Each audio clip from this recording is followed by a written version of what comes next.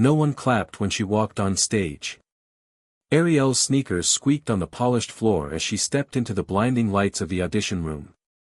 She paused, blinking into the halo of spotlights, her hands trembling at her sides.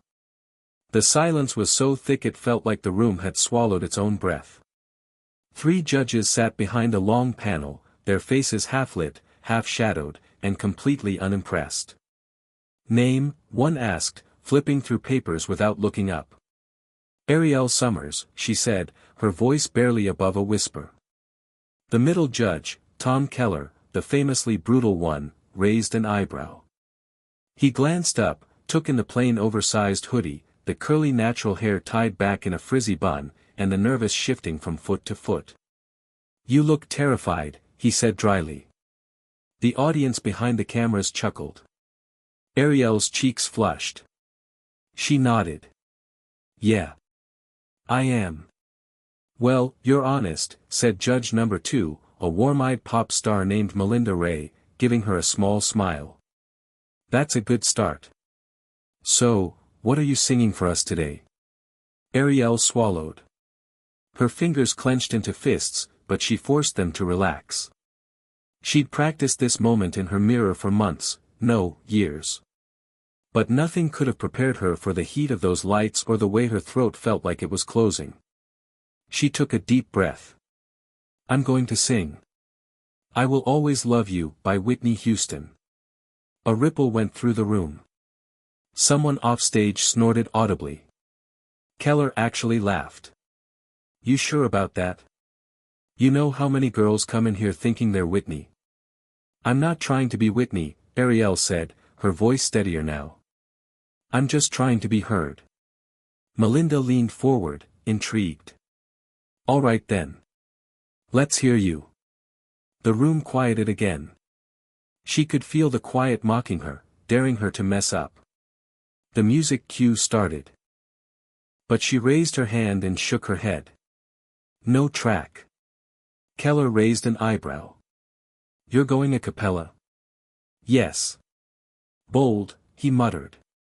Ariel closed her eyes. For a beat, the world disappeared. No judges. No cameras. No doubters. Just the memory of her mother humming the same song while braiding her hair. Just the sound of her own heartbeat. And then she sang. It was soft at first. Delicate. Fragile. A whisper wrapped in velvet. But then, like a storm breaking over still water, her voice soared. It didn't try to mimic Whitney. It didn't need to. Ariel's voice was raw honey and gospel fire, trembling with emotion but rooted in steel. It carried decades of pain she hadn't lived, but somehow felt anyway. Years of being overlooked. Laughed at. Ignored. It silenced the room. Even Keller's sarcastic smirk disappeared. Melinda put a hand to her heart. The third judge, a record producer named Vince Tran, slowly sat forward, eyes wide. By the time she reached the final, "I Will Always Love You," the silence wasn't awkward anymore. It was reverence. And when her voice fell away, it left an ache in the air. For a few seconds, no one moved. The silence stretched, stunned and sacred. Then Melinda stood. She actually stood. "Oh my God," she whispered. "Where did that come from?" Ariel's eyes were glassy. She shrugged, her voice cracking. "It's just, always been there." Keller leaned back, tapping a pen against his chin. "Well," he said. "Damn." The cameras were rolling, the judges still frozen in disbelief, and Ariel was just standing there, like she didn't understand what had just happened. That's when the producer yelled from offstage, "Cut." And the moment shattered into movement. The crew bustled around. The judges scribbled notes. Melinda walked up and hugged Ariel. "You have no idea what you just did," she whispered. But Ariel did. For the first time in her life, people had listened. Before that moment, her whole life had been a whisper. A quiet song in the background. The kind of voice people didn't bother to hear. But now, they heard her. And maybe, just maybe, they'd finally see her too. Hit subscribe and leave a comment with where you're watching from. This story might just spark a new beginning. What's one thing that always pushes you forward, even when things get tough? Back in the holding room, Jordan was practically vibrating with energy. "You did it," he shouted as Ariel stepped off stage, her knees weak. "I don't know what I just did," she breathed, her hands still shaking. "Girl, you blew their minds." "I mean," Melinda stood up. "When does she ever do that?" Keller said, "Damn. That's basically a standing ovation from him." Ariel collapsed into the chair beside him, still in disbelief. "I didn't think they'd even let me finish the first line," she admitted. Jordan grinned, shoving a phone in her hand. "Well, they didn't just let you finish, they might have just launched you." On the screen, a behind-the-scenes staffer had posted a clip of her performance on TikTok. It already had 48,000 likes. 48,000. And it had only been 7 minutes. By the time she got back to her hotel room that night, her name was trending. Hashtag Ariel the Voice. Hashtag Black Girl Can Sing. Hashtag That Note Though. She sat on the edge of her bed, her hands cradling her phone, watching the video over and over again. Her own face on screen. Her own voice. She hardly recognized herself. The comments were pouring in. Chills. Literal chills. "I haven't cried like this since Jennifer Hudson. How did we not know about her? Black girl magic, y'all. Don't sleep." Somewhere between scrolling and crying, she got a text from her mom. "Mom, I always knew, baby. I always knew." Ariel clutched the phone to her chest. For a long time, she didn't move. That night, she didn't dream about failing. She dreamed about flying. Before the stage, before the cameras, before the silence turned to awe, there was just a girl. Ariel Summers had never really been seen. She lived in the kind of neighborhood where sirens were more common than birdsong, where front yards turned to gravel lots, and where dreams were something you borrowed, not something you owned. Detroit's East Side wasn't the kind of place anyone expected greatness to grow. But sometimes, flowers pushed through concrete. And Ariel had always been a quiet bloom. The small 2-bedroom apartment she shared with her mother sat on the 3rd floor of a worn-down brick complex. The hallway lights always flickered. The neighbors always yelled. But inside their apartment, it was warm, tiny, cluttered, but filled with something that didn't quite have a name. Love, maybe. Her mother, Patricia, worked double shifts as a night nurse at St. Joseph's Hospital. She was the kind of woman who could walk into a room and make it feel like home. Her hugs fixed broken things. Her hands were always moving, folding clothes, cooking, wiping away tears, and her voice hummed like a lullaby. Ariel's voice came from her mother. Not genetically, necessarily. Patricia couldn't carry a tune in a bucket, as she'd often joke. But it was her who first handed Ariel a microphone made from a hairbrush and told her the world needed to hear what was inside her. She was 7 the first time she sang out loud. It was a rainy Sunday. The power had gone out and the TV was dead, so her mom lit candles and played music from an old boombox that ran on D batteries. Whitney's "I Have Nothing" floated from the speakers. "Sing it," her mom said, nudging her. Ariel shook her head. "Come on. You sing it when you think I'm not listening. Sing it now. Let me hear you." Ariel had hesitated, cheeks hot, voice caught somewhere deep. But then she did it, quietly, shyly. Her mother's eyes had filled with tears. "Baby," she whispered, hugging her tight. "You've got a gift." From that day on, Ariel sang. But only in private. At school, she was a ghost. Ariel wasn't the girl who raised her hand. She wasn't the one they voted for on Spirit Week. She sat in the back of the classroom, headphones in, eyes down. She didn't talk much, and when she did, it was soft. Too soft. She's sweet, but shy, teachers would say. She needs to speak up more, said others. She blends into the background, said one, not unkindly. Ariel got used to being overlooked. In the hallways, girls with sleek hair and perfect confidence laughed in groups. Ariel walked with her binder hugged to her chest, dodging elbows and whispers. She thinks she's deep. Look at her, always writing in that notebook. Like anyone wants to hear her poems. She didn't have many friends. Just one, really. Jordan Woods had moved to Detroit from Atlanta in 8th grade and refused to be ignored. Loud, funny, and fabulously extra, he had somehow found Ariel in the cafeteria one day, sat beside her, and never left. "You're quiet," he'd said on day one. "That means you've got secrets." I like that. They'd been inseparable ever since. Ariel joined the school choir in 10th grade, mostly because Jordan dragged her to the audition. "She's got a voice like melted caramel," he told the choir director. "Like, if Etta James and Beyoncé had a baby and taught her how to slay." The director raised an eyebrow but let her audition. She sang 16 bars of "A Change Is Gonna Come." The teacher nodded. That was nice. Nice. She was given an alto harmony part in the back row. Her solos went to girls like Brielle Jensen, the popular one with the pitch-perfect tone and the choir teacher's clear favoritism. Every time Ariel asked to try out for a solo, the answer was the same. "You're not quite ready. We need someone who commands the stage. Maybe next time." She stopped asking. But she never stopped singing.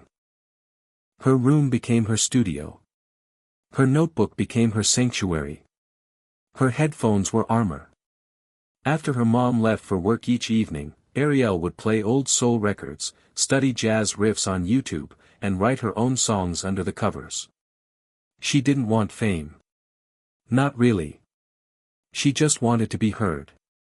One night, when she was 16, Jordan brought her to his uncle's garage studio. It was cluttered with beat machines, chords, and dusty speakers. A smell of old leather and solder hung in the air. But it was magic. "Go on," Jordan said, nodding at the mic, "sing something." She hesitated. Then she sang Nina Simone's "Feeling Good." His uncle came in halfway through, leaned on the doorframe, and said nothing. Just watched. When she finished, he nodded once. "You recordin' that, Jay?" Jordan grinned. "Oh, I got it." They began meeting once a week after that. It was always secret. Always after dark. Jordan recorded her on beat-up equipment and mixed it like his life depended on it. Ariel wrote songs in the margins of her history book, her algebra notebook, her soul. Jordan started uploading the tracks anonymously on SoundCloud. No name. No face. Just voice undone. The plays trickled in, then picked up. 100. 500. 1,200. One night, Ariel saw a comment. "This voice hurts in the best way." She reread it 10 times. But even as her voice started to find its way into headphones across the country, Ariel still sat in the back row at school. Still got passed over for solos. Still walked invisible through the hallways. Until the day Jordan looked her in the eye and said, "We're doing this." "Doing what?" "I'm signing you up. America's Voice." "Jordan. You've been singing in shadows too long. Time to step into the light." She fought him for weeks. But he wore her down. And that's how she ended up standing in front of a panel of strangers with every insecurity on her shoulders and nothing but a song in her chest. That was the life she came from. That was the world she carried onto the stage. Every silence, every slight, every no that told her she wasn't enough. And that's what made them all fall silent when she opened her mouth and proved them wrong. It was always the little things. Like how Ariel's mom never let her leave the house without saying, "Speak up, baby." Or how she'd blast Aretha Franklin every Saturday morning as she cleaned, singing into the broom like it was a mic on Soul Train.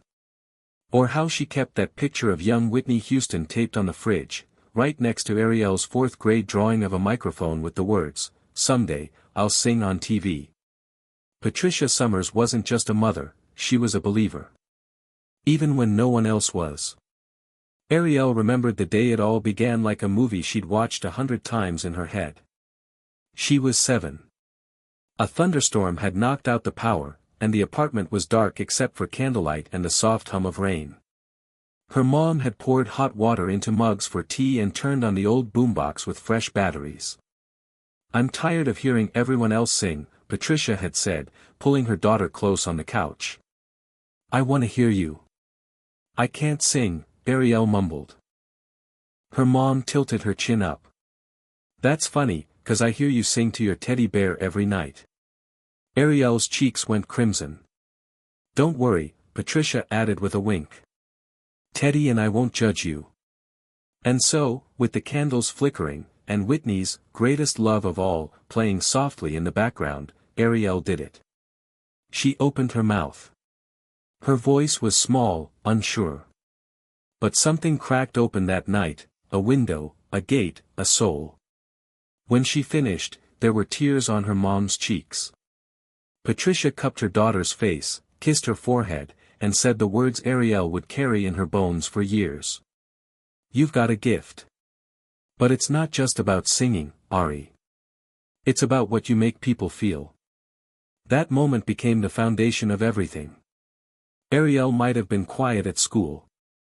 She might have been invisible to the world. But at home, she was seen. She was heard.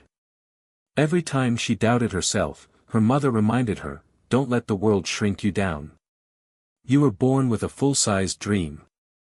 And that dream, though fragile, lived in the walls of their apartment. But even the strongest dream can be tested. By the time Ariel hit high school, her mom's shifts had doubled. She was always tired. Her back ached. Some nights she'd fall asleep still in her scrubs, dinner untouched. But no matter how exhausted she was, Patricia always asked the same question when Ariel got home. "Did you sing today?" If Ariel shook her head, her mother would point to the tiny corner of the living room where they kept a cheap second-hand keyboard and say, "Then go fix that." When the world told Ariel she wasn't enough, her mom's voice was a lifeline. After a disastrous choir audition in sophomore year, Ariel had come home and thrown herself on the couch. "I sounded awful," she moaned. "I froze. My voice cracked. I should just stop trying." Her mom didn't rush to comfort her. Instead, she walked over, took Ariel's hand, and said, "Let me tell you something about trying." She sat down across from her, eyes locked. "Trying ain't glamorous. It's not supposed to be pretty. It's sweat and cracks and sometimes straight-up embarrassment. But trying is what separates the people who dream about it, from the people who do it." Ariel sniffed. Her mom leaned in closer. "You don't need to be perfect. You just need to be brave enough to keep going." That bravery wasn't always easy to hold on to. Especially at school, where Ariel's voice seemed to shrink every time she tried to stand out. During junior year, the choir was preparing for the regional showcase, and auditions for the solo were being held after class. Ariel signed up for the first time, heart racing, palms sweaty. She rehearsed all week. When her turn came, she stood in front of Mr. Radford and the rest of the choir and sang a stripped-down version of "At Last," by Etta James. Her voice trembled at the beginning but grew steadier with each note. When she finished, the room was silent. Not out of awe, out of politeness. Mr. Radford scribbled something on his clipboard. "Thanks, Ariel," he said. "We'll let you know." The next day, the solo went to Brielle Jensen. Again. Ariel wanted to be okay with it. But walking home, her throat burned, not from singing. From holding back tears. Her mom didn't say anything when she walked through the door. Just gave her that look, that knowing mom look. Ariel collapsed at the kitchen table and let it out. "I don't get it," she cried. "I try and no one ever thinks I'm good enough. What's the point?" Her mom sat across from her, silent for a long moment. Then she said, "Come with me." They walked into the living room. Patricia plugged in the keyboard and tapped a few keys, testing the sound. "Sing it again," she said. Ariel blinked. "What?" "That song. The one you sang for the solo. Sing it here. For me." "I can't." "Yes, you can." So she did. And this time, with no fluorescent lights, no clipboard judges, no peer pressure, Ariel sang. With feeling. When the last note fell away, her mom nodded slowly. "That," she said. "That right there is what they're missing. But you're not missing it. So keep going." The next day, Ariel showed up to choir rehearsal like nothing happened. But something had happened. A shift. A flicker of confidence. A refusal to be erased. She didn't need to wait for a stage to matter. She was the stage. So when Jordan signed her up for America's Voice auditions without telling her, she was furious. "You did what?" she hissed, staring at the confirmation email on his phone. "I uploaded your cover of Feeling Good. They asked for a callback." "Jordan, I'm not ready." He shrugged. "They think you are." She stormed off. Didn't talk to him for a day and a half. But that night, she came home to find her mom sitting on the couch, holding the same email printed out in her lap. She looked up. "I heard." Ariel opened her mouth to argue. But her mom just smiled. "You're going," she said. "Mom, what if I get there and freeze? What if I choke? What if they laugh at me?" Patricia reached out, brushing a strand of hair from her daughter's forehead. "Then you'll come home. We'll cry. We'll eat pancakes. And the sun will rise again. But if you don't go..." She looked her daughter dead in the eyes. "You'll never know what they would have heard." That's how it started. That's what gave Ariel the strength to walk into that blindingly bright audition room. Not fame. Not fans. Just a mama who believed her daughter had something worth hearing. And a daughter brave enough to let the world listen. The morning after Ariel's audition aired on national TV, the world tilted just slightly. Not because she suddenly felt famous, she didn't. She still woke up in the same small bed, in the same apartment, with the same cracked wallpaper above her head. But her phone wouldn't stop vibrating. Her socials, which had been ghost towns of a few likes from her mom and Jordan, were now exploding. TikTok clips of her performance were all over the For You page. Someone had even slowed down the high note she hit and added flames and sparkles behind it. Jordan called her first. "Girl, wake up. You broke the internet. You." Ariel sat up in bed, squinting at the screen. Her DMs were full. Random people were tagging her, making reaction videos, comparing her to Beyoncé, Jennifer Hudson, Jasmine Sullivan, legends. One comment caught her eye. "This is the voice we've been waiting for. Ariel is the truth." She didn't know what to say. She just stared at it. But for every 5 glowing comments, there was one that stung. She only got through 'cause she's black and the judges wanted a sob story. Overrated. That note wasn't even that good. She looks like she works at the Waffle House. Ariel blinked. Reread it. Then scrolled past it fast. But it was already lodged there, like a pebble in her shoe. Later that morning, at school, the hallways felt different.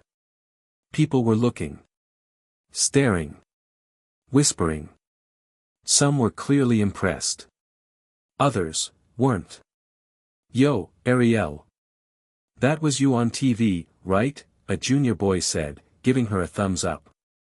She nodded shyly. Damn, you got pipes, he added, walking off. It should have felt good. It did, for about 10 seconds, until Brielle rounded the corner with her pack of choir girls. Oh look, Brielle said loudly. It's the voice. The other girls giggled. Ariel kept walking. You know she only got on that show because of the narrative, Brielle added, voice syrupy and fake kind. Like, quiet black girl finally speaks. It's giving charity case. Ariel's steps slowed, just a bit. Not enough to let them know it got to her. But it did. She walked into first period and slid into her seat. Jordan came in moments later and leaned across the aisle toward her. Ignore them. She didn't even ask who he meant. They both knew. They're bitter, he added. You murdered that audition, and they can't handle it. I didn't even say anything to them, she whispered. You didn't have to. You were better. The thing was, Ariel didn't want enemies. She wasn't trying to start drama or outshine anyone. She just wanted to sing. But now, it felt like she had unknowingly walked into a game she didn't even sign up for. Every hallway glance felt heavier. Every comment carried double meaning. By lunchtime, her anxiety was crawling under her skin. She sat with Jordan in their usual spot near the back of the cafeteria, where the buzz of fluorescent lights and the smell of too much cheese filled the air. She picked at her fries. Across the room, Brielle was holding court at her table, surrounded by followers like bees to a queen. You really think she's better than me, she said loudly, not bothering to lower her voice. One TV moment doesn't make you a star. Jordan rolled his eyes. What is this? Glee Season 11. Ariel forced a smile, but it didn't reach her eyes. That night, she couldn't sleep. The high of the performance had faded. Now all she could hear was doubt. Was it a fluke? Did she only stand out because no one expected anything from her? What if that was her one big moment, and she'd already peaked? At midnight, she sat at her keyboard and played a few soft chords. She wasn't even sure what song she was playing, it just came out, raw and restless. A new melody. A whisper turning into a question. She pulled out her journal and wrote. What happens when your dream comes true and you're still scared? The next day, choir rehearsal was awkward. Mr. Radford hadn't mentioned the TV performance. Not even once. But the rest of the room had clearly seen it. Every side glance, every sideways smirk, it all hummed under the surface. Ariel, Radford called suddenly, flipping through sheet music. You'll sing the lead on the second verse today. She blinked. What? You've been improving. Let's hear it. There was a long pause. Brielle's head snapped up. Someone in the back coughed. Ariel's heart thundered. She stepped forward. The pianist started. Her voice, at first shaky, grew with each note. When she hit the final phrase, the room was quiet. Not stunned like at the audition, more like, cautious. Mr. Radford gave her a polite nod. Good. Just, good. Ariel sat back down, her cheeks warm. As they packed up after rehearsal, Brielle approached. You really think you're the star now, she said under her breath, eyes sharp. No, Ariel replied, her voice quiet but firm. I think I've always had something to say. You just weren't listening. Brielle's mouth opened, then closed. She huffed and walked away. Jordan clapped quietly from across the room. That's what I'm talking about. Say it with your chest. That night, as she lay in bed, phone buzzing beside her, Ariel scrolled past the negative comments. Not because they didn't hurt. But because something else was louder now. A different kind of comment. She looks like me. She sounds like hope. My daughter watched you and said, maybe I can sing too. Thank you for being brave. Ariel stared at that one the longest. She wasn't sure she felt brave yet. But maybe, she was learning how to be. It happened on a Tuesday. The kind of Tuesday that felt just like any other, gray skies, cold wind, and the faint smell of cafeteria pizza lingering in the school hallway. Ariel was walking home alone. Jordan had stayed behind to meet with the yearbook club. He'd somehow become their unofficial stylist, helping pose awkward freshmen like it was a Vogue shoot. So she was left with her thoughts, which lately had been louder than ever. Her boots crunched over a patch of half-melted snow, her scarf wrapped high on her face, earbuds in but no music playing. Just white noise. Just thinking. About how people at school still looked at her weird. About how Mr. Radford still hadn't given her more than one verse. About how the world had clapped for her on TV, then mostly moved on. She reached the front steps of the apartment, the familiar creak of the gate greeting her like always. She climbed the 3 flights to their door, unlocked it, and slipped inside. The apartment smelled like chicken and rice. Her mom's "I had an early shift" dish. "Hey baby," Patricia called from the kitchen. "You hungry?" "I could eat," Ariel said, dropping her bag by the door. But before she could take another step, her mom's phone rang. On the kitchen counter, it buzzed and lit up, unknown caller. Patricia glanced at it, confused. "Should I?" Ariel shrugged. "Might be a bill collector. Or spam." But her mom answered anyway, putting it on speaker out of habit. "Hello." There was a slight pause, and then a voice, calm and clear. "Hi, is this the mother of Ariel Summers?" Patricia straightened a little. "Yes, this is she. This is Danielle Carson, associate producer at America's Voice. We've been trying to reach Ariel directly, but her contact info wasn't on file from the initial audition. May I speak to her?" Ariel froze. Patricia blinked. "She's right here." Ariel slowly stepped forward, heart in her throat. She took the phone off speaker, hands shaking. "Hello." The voice brightened on the other end. "Ariel. I'm so glad we got through.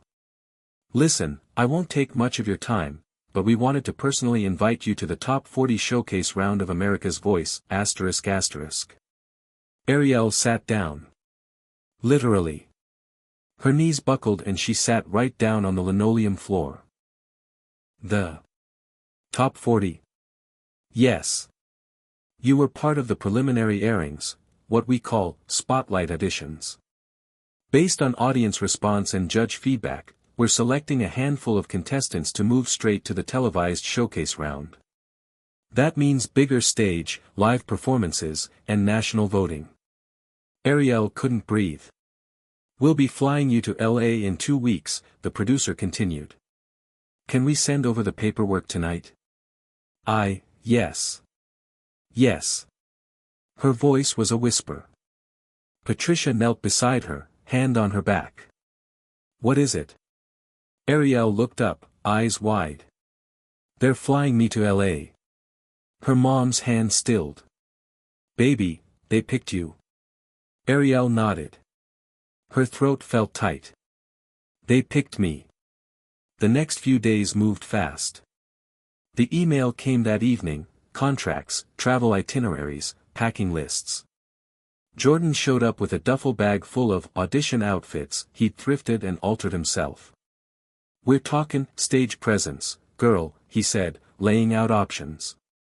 "You need to walk into that showcase like you already won." Ariel held up a sequin jacket he'd brought. "This is loud." Jordan grinned. "Exactly." Her school principal made an announcement over the loudspeaker the next day. "Ariel Summers, one of our very own students, has been selected to represent us on America's Voice. Let's give her our support as she heads to Los Angeles next week." There was scattered applause in the hallways. A few kids gave her high fives. Even the cafeteria ladies smiled at her more. But of course, not everyone was thrilled. Brielle walked by her locker, arms crossed, tone sharp. Hope you're ready. That's a whole different level than singing for TV editors. Ariel didn't even look up. She didn't have to. Jordan just whispered, let her be pressed. Salt enhances flavor. The night before her flight, Ariel stood in her bedroom, staring at her suitcase. It felt too small for what she was about to carry.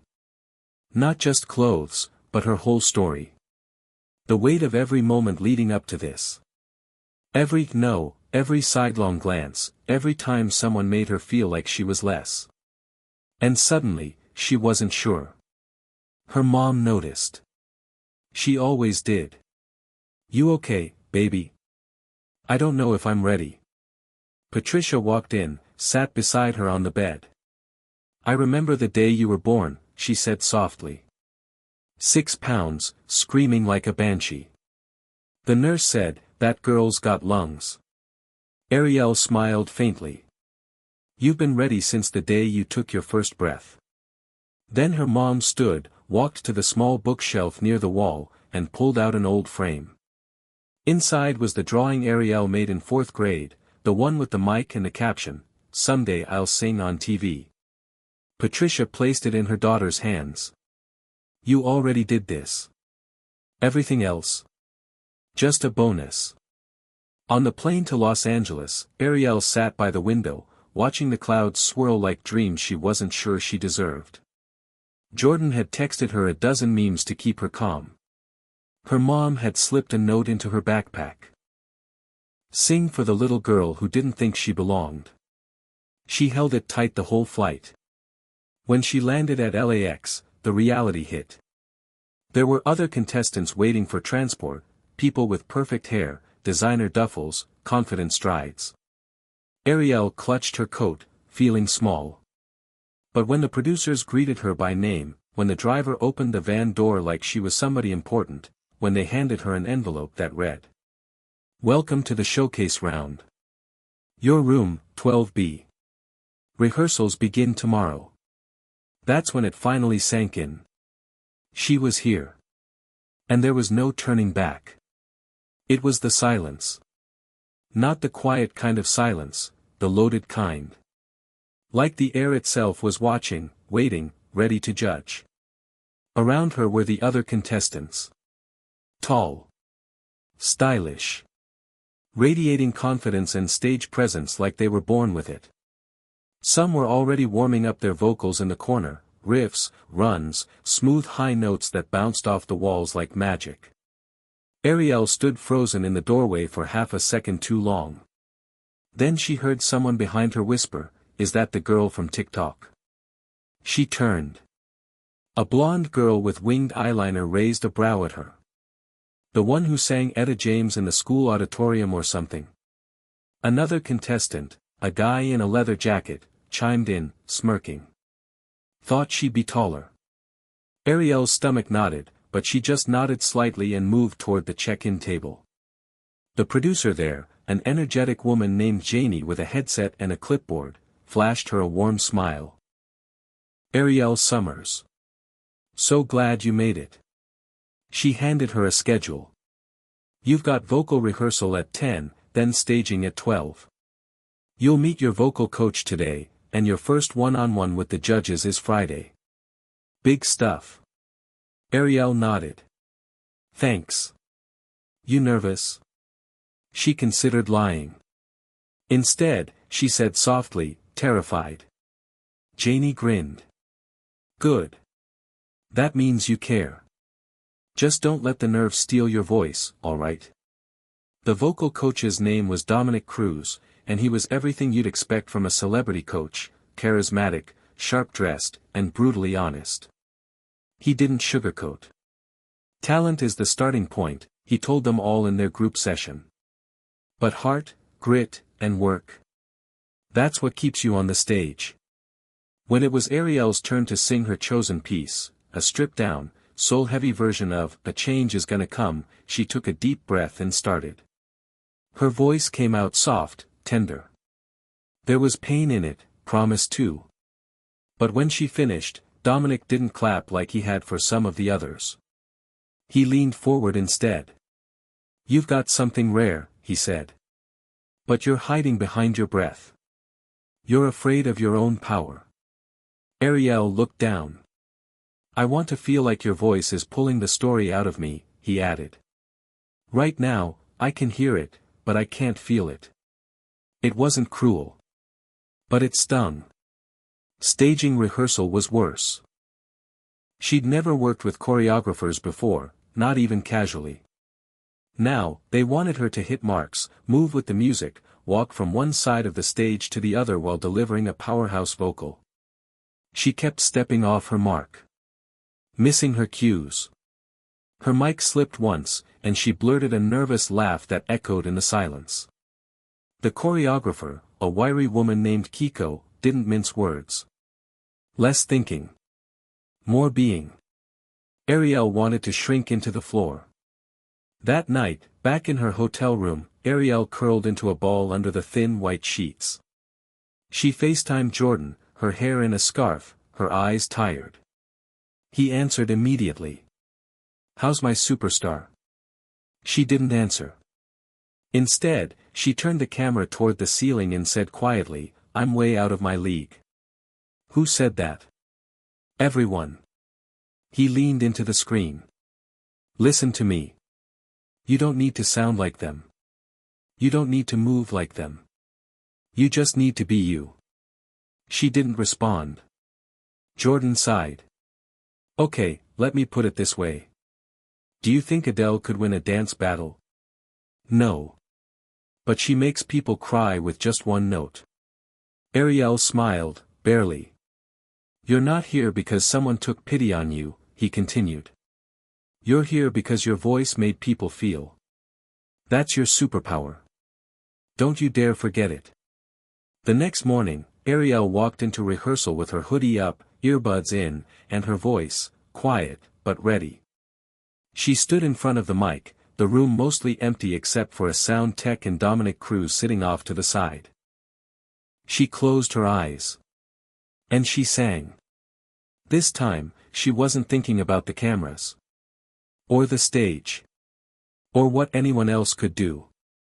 She thought about her mom. She thought about her fourth-grade drawing. She thought about the little girl who sang in candlelight during a thunderstorm. Her voice soared. Gritty. Beautiful. Raw. When she opened her eyes, Dominic was standing now, arms crossed.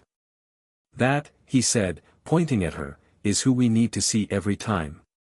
Later that day, she bumped into the leather jacket guy, his name was Marcus, at the vending machines. He was chewing gum, scrolling through his phone. "You sounded good earlier," he said without looking up. "Thanks," she replied cautiously. "I mean, like, better than good." "Real." She blinked. "Really?" He finally looked up. "Yeah. I mean, it's kinda your thing, right? People don't expect much, then bam, you knock them over." She didn't know whether to take that as a compliment or a backhanded jab. "Still," she said, "thanks." Then he said something that caught her completely off guard. "Just don't forget, this place. It'll chew you up if you let it." That night, she stood in front of her mirror, her stage outfit hanging on the back of the hotel bathroom door. Her hair was freshly twisted. Lip balm applied. She looked older. Like someone who belonged. But the nerves were still there. So she reached into her backpack and pulled out the folded note from her mom again. "Sing for the little girl who didn't think she belonged." She breathed it in. Then she whispered, to no one but herself. "I belong." Tomorrow would be her first major performance in front of the judges. The real showcase. The moment everything could shift. But tonight, she had her voice. And for the first time in a long time, that was enough. The showcase stage was nothing like the school auditorium. This place was built to intimidate. It was tall, ceiling rigged with cameras and spotlights that hung like observant birds. The LED screens on the back wall flashed bold colors, shifting with the music. The floor was slick and glossy, reflecting every movement. A small orchestra sat in the corner, instruments polished to perfection. And then there were the judges. 3 chairs. 3 faces America knew by name. Mira Lane, Grammy-winning pop icon with a voice that once sold out Madison Square Garden. Terry Vaughn, the grizzled country rock legend with a cowboy hat and steel gray beard. And Lena West, a producer responsible for half the top 40 hits in the past decade, sharp, stylish, and brutally honest. Ariel had seen them 100 times on screen. Now she stood in front of them. Live. Alone. Ladies and gentlemen, the host's voice echoed from backstage, give it up for Ariel Summers. A cheer rose from the audience. Camera lights hit her face. Somewhere above, a red dot blinked to life, they're filming, and the intro music started. She stepped forward. She was wearing Jordan's pick, a deep burgundy jumpsuit, simple gold earrings, and her natural hair in a soft twist out. Confident. Grounded. Whole. Her heart pounded against her ribcage. The song. A reimagined cover of Rise Up by Andra Day. Big choice. Emotional. Exposing. As the soft piano intro began, the crowd fell silent. She took a breath. And sang. The first note was steady. Not flashy. Just real, like she was telling a secret. Each word came out wrapped in something raw. She didn't belt. She didn't riff for attention.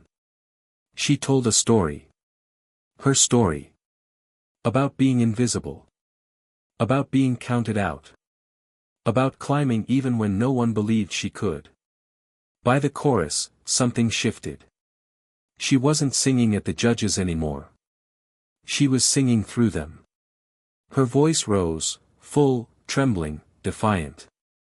On the last, All We Need Is Hope, the camera zoomed in just as her eyes shimmered with emotion. And then came the note. That one, perfect, soaring note that cracked something open in the room. Not loud. Not showy. But so pure, so heartbreakingly honest, it silenced even the most skeptical hearts. When she finished, the music faded slowly, and for a moment, just a breath, the room stood still. Then. Applause. Explosive. Immediate. Unapologetic. People on their feet. Even Lena West clapped once, sharply, before adjusting her mic. Mira Lane leaned forward first. Ariel, she said, voice soft, that was something real. You didn't just sing that song. You lived in it. And you brought us with you. Ariel's hands shook slightly as she held the mic, thank you. Terry Vaughn tipped his hat. When you hit that note at the end, I ain't gonna lie, I got chills. And I don't get chills easy. The crowd chuckled. But what I respect most, he continued. You didn't try to be nobody else. You stayed in your lane. And girl, that lane's golden. Then came Lena. The toughest judge. She tilted her head, fingers steepled. You came in here looking like you didn't need to prove anything, she said. And then you did something I rarely see in these competitions. Ariel held her breath. You made me stop analyzing and just feel. A pause. That's the mark of an artist. Ariel didn't know what to say. Her throat tightened. She nodded, barely. Thank you, she whispered. Backstage, Jordan practically tackled her in a hug. You snatched their souls, Ari, he said, eyes glassy. That was a full resurrection. She laughed, half in disbelief, half in relief. I don't even remember half of it. That's how you know it was real. A producer came over with a clipboard and a headset. Ariel.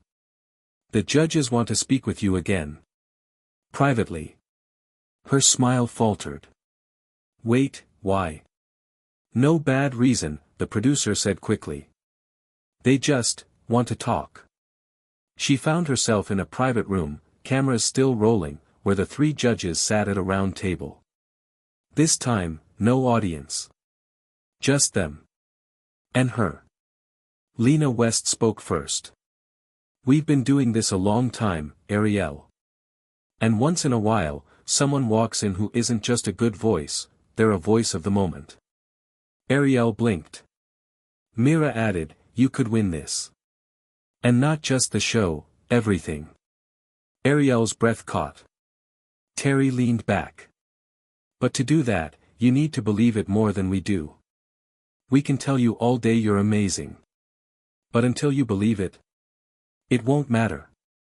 Lena slid a card across the table. This is your wild card pass, she said. It guarantees you a spot in the next round regardless of audience vote. Ariel stared. It's optional, Lena said. You can let the public decide, or you can use this and skip ahead. Silence. Ariel felt the weight of the moment. The easy route, take the wild card. Guarantee her place. But something in her said no. She stood taller. I appreciate it more than you know, she said slowly. But I think I want to earn it. The hard way. The judges exchanged glances, impressed. Lena smiled, a rare thing. Bold move. Ariel nodded. I've gotten this far by showing up, one step at a time. I think I'll keep doing that. Back in her hotel room that night, she replayed it all in her head. The stage. The lights. The applause. The wild card. She chose faith over shortcuts. And even if she got voted out tomorrow, she'd know she did it her way. She opened her phone. Hundreds of new notifications. Fan edits. Comments. Support. And one message that stopped her cold. Brielle. You killed it. I see you now. For real. B. Ariel stared at it. Then typed. Thanks. Took me a while to see myself too. The morning after Ariel's showcase performance felt like waking up in someone else's life. The hotel suite was the same, modest, with white linens and soft carpeting, but the energy around her had shifted. Her name was trending. She'd gone viral again. Overnight, Ariel Summers wasn't just the girl with the voice anymore, she was now being called the voice of the season. And yet, it didn't feel as magical as it should have. She lay in bed, phone in hand, scrolling through article headlines. Ariel Summers stuns judges with soulful rendition of Rise Up. Dark horse favorite. This teen just blew the competition away. Too good too soon. Fans debate if Ariel peaked early. That last one hit differently. She clicked into the thread. Big mistake. She's great, but there's no growth arc. We've already seen the best she can do. Overhyped. There's no star quality. Yeah, she can sing. But can she win? Ariel locked her phone and set it face down. Outside her window, LA shimmered in its usual golden haze. But inside her chest, clouds were gathering. Later that morning, rehearsals resumed. The producers had split the top 40 into small groups for a duet round, another televised performance with live voting. Ariel's partner hadn't been revealed yet. She paced the floor of Studio C, heart racing. Then the door opened, and in walked Sierra Blake. Of course. Sierra Blake, child star turned pop artist, fresh off a TikTok hit, with 2.7 million followers and a closet full of glitter. She moved like a headliner and talked like a host. Her voice. Clean. Polished. Powerful. She was, by all accounts, everything producers loved. Guess we're singing together, Sierra said, flashing a practiced smile. Ariel nodded. Looks like it. They were assigned Lovely by Billie Eilish and Khalid, a haunting, vulnerable duet that required delicate harmonies and emotional connection. Cool pick, Sierra said as they started practicing. You okay to take the lower harmony? I usually lead. Ariel hesitated. I think it would sound better if I took the lower part on the first chorus, and you lead into the second. That way it builds. Sierra blinked, surprised. Then shrugged. Sure. If that's your vibe. But her tone said something else.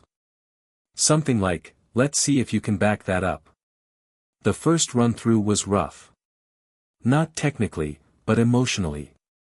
Ariel felt herself shrinking with every note Sierra nailed perfectly. Her own voice, so often full and rich, now sounded thin in her own ears. At the end of the session, Dominic Cruz came in to listen. He leaned against the back wall, arms crossed, expression unreadable. They performed the piece again, this time with more intention. Ariel tried to stay in the moment, to connect, but Sierra kept pushing her tempo, subtly shifting into the spotlight. When they finished, Dominic paused. Sierra, he said, you're polished, as always. But Ariel, where's the fire from last week? Ariel looked down. She's just probably tired, Sierra said sweetly. That showcase was a lot. All eyes on her.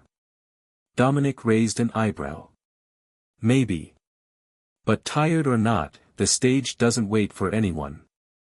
That night, Ariel sat alone in the hotel lobby, hoodie up, earbuds in. She wasn't listening to music. Just, blocking out the world. She didn't notice someone approaching until Jordan plopped down beside her, dropping a bag of flamin' hot Cheetos on the table. You thought I wasn't gonna fly out here, he said, grinning. Ariel's jaw dropped. What? How did you? Your mom pulled some strings. And by strings, I mean she called me, Venmo'd me her last $200, and said, get your butt to LA, she needs you. Tears welled in her eyes before she could stop them. Jordan pulled her into a hug. Tell me everything, he said. So she did. The performance. The wild card offer. The duet. Sierra. The doubt.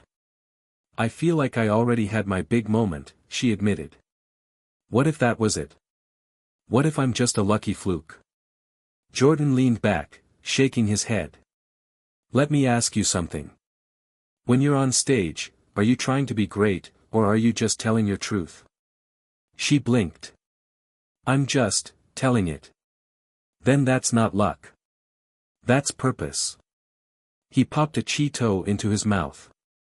And Sierra? She's good. But she's rehearsed. You're real. You don't need glitter. You've got grit. The next day, Ariel walked into rehearsal with her head held higher. Sierra was already there, vocal warming like she was preparing for a Grammy performance. Hey, Ariel said, calmly. I want to run the song again, with a change. Sierra raised an eyebrow. Okay. I want us to swap parts. I take the lead into the second chorus this time. You harmonize. There was a pause. Then Sierra nodded. Sure. Let's see what happens. They performed it again. And this time, it clicked. Ariel let go of the fear. She poured her heart into every word.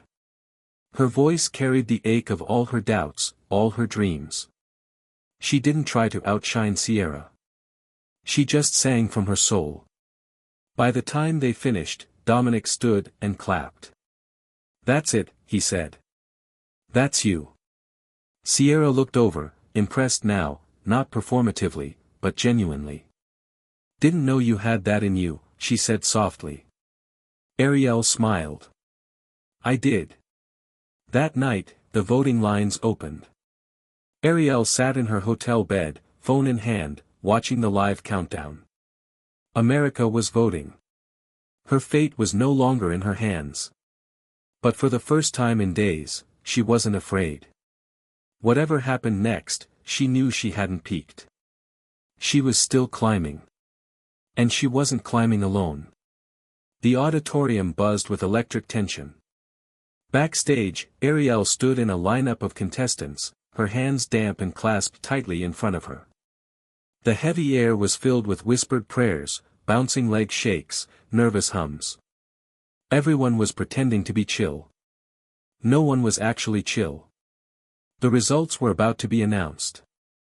Only 20 contestants would move forward after the duet round. Ariel closed her eyes, trying to calm her heart. She could hear Jordan's voice in her head. You've already won if you've moved someone. Let the rest take care of itself. But still, this was more than just a vote. This was validation. This was momentum. This was a door either opening, or slamming shut. The stage was glowing under warm lights. The host, Chase Denver, camera ready with his flawless hair and charming grin, stood center stage with his mic in hand.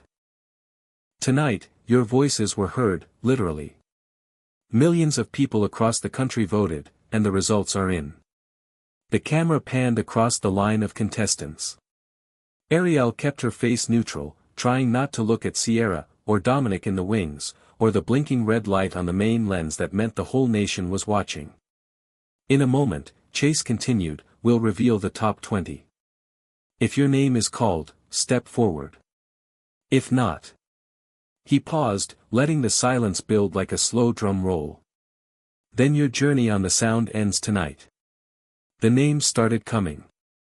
Caleb Morris. A tall kid from Austin stepped forward, tears already brimming. Jasmine Torres. The R&B powerhouse. No surprise there. Sierra Blake. Applause. She didn't even flinch, just smiled, sleek and perfect, and stepped forward like she'd already known. More names. More cheers. The line grew thinner. Ariel's palms were ice cold. She started to count. Only 4 spots left. She hadn't been called. And that voice crept in again. "See? That note was just a fluke. This is why no one believed in you before." She looked down at the stage floor. Tried to breathe. 3 spots left. Then 2. Then. Ariel Summers. It didn't register. She blinked, frozen. Chase smiled. "Ariel Summers, you're in the top 20. Come on up here." The room erupted in cheers. Jordan whooped from the front row. Someone backstage yelled her name. She moved without feeling her feet. Step. Step. Step. She stood beside Sierra. Not behind her. Not beneath her. Beside her. Backstage, there were hugs. Confetti. Tears. A few cameras capturing all the reactions for a highlight reel. But Ariel couldn't hear most of it, her ears were full of blood, her chest still pounding. Then she saw Lena West waiting for her in the hallway. "Got a second?" Lena asked. Ariel followed her into a quieter side room, the lighting dimmer, quieter, removed from the chaos. Lena crossed her arms, leaning against the vanity table. "You know you were number 19, right?" Ariel's eyes widened. "Out of 20.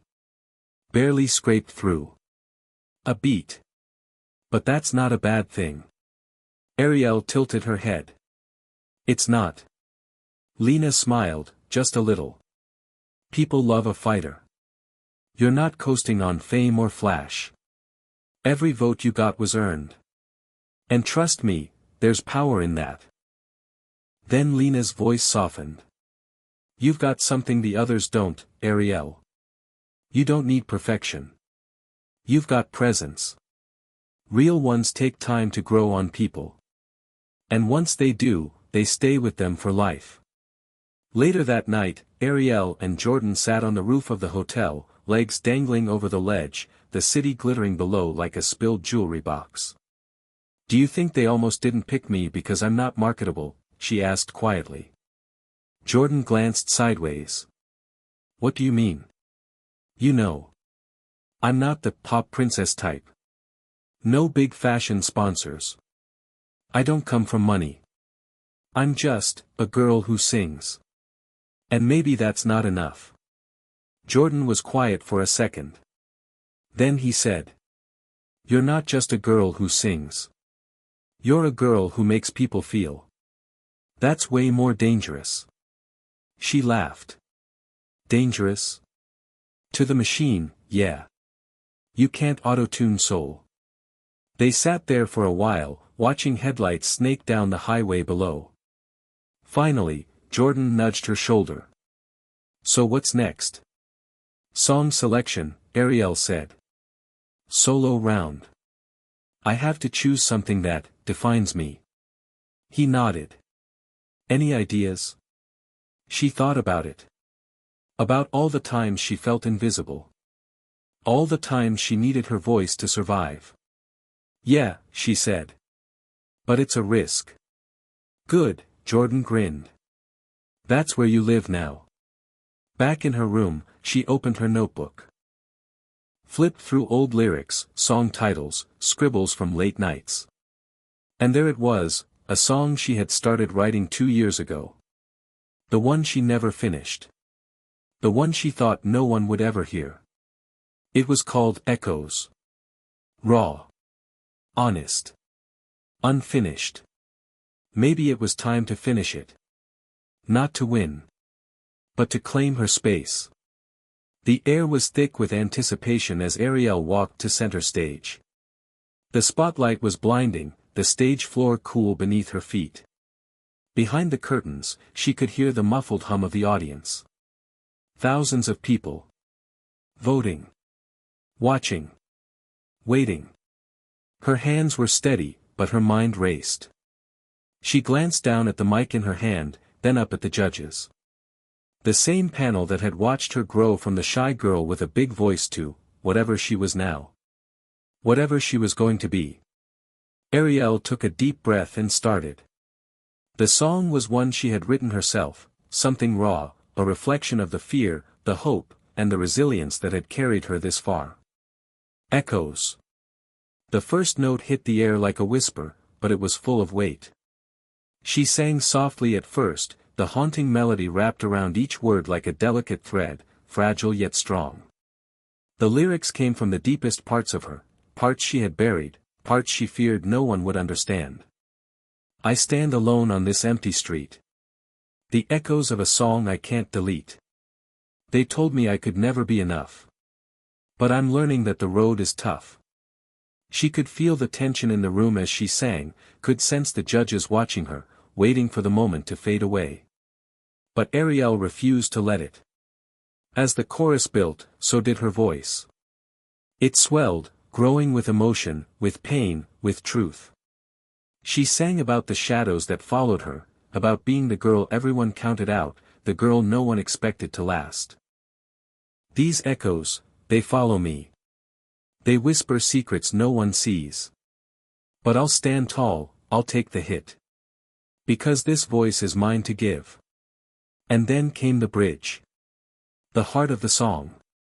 The part that would make or break everything. She hit a note so high, so pure, that the audience collectively held their breath. Her voice trembled, but only just. It was a note that didn't just float in the air, it cut through it, raw and unfiltered. A cry for every time she had been underestimated. A cry for everyone who had been told they couldn't do something. The judges exchanged glances. Ariel felt the weight of their gazes. But she didn't falter. She was here. She belonged here. And no matter what happened next, she would leave it all on the stage.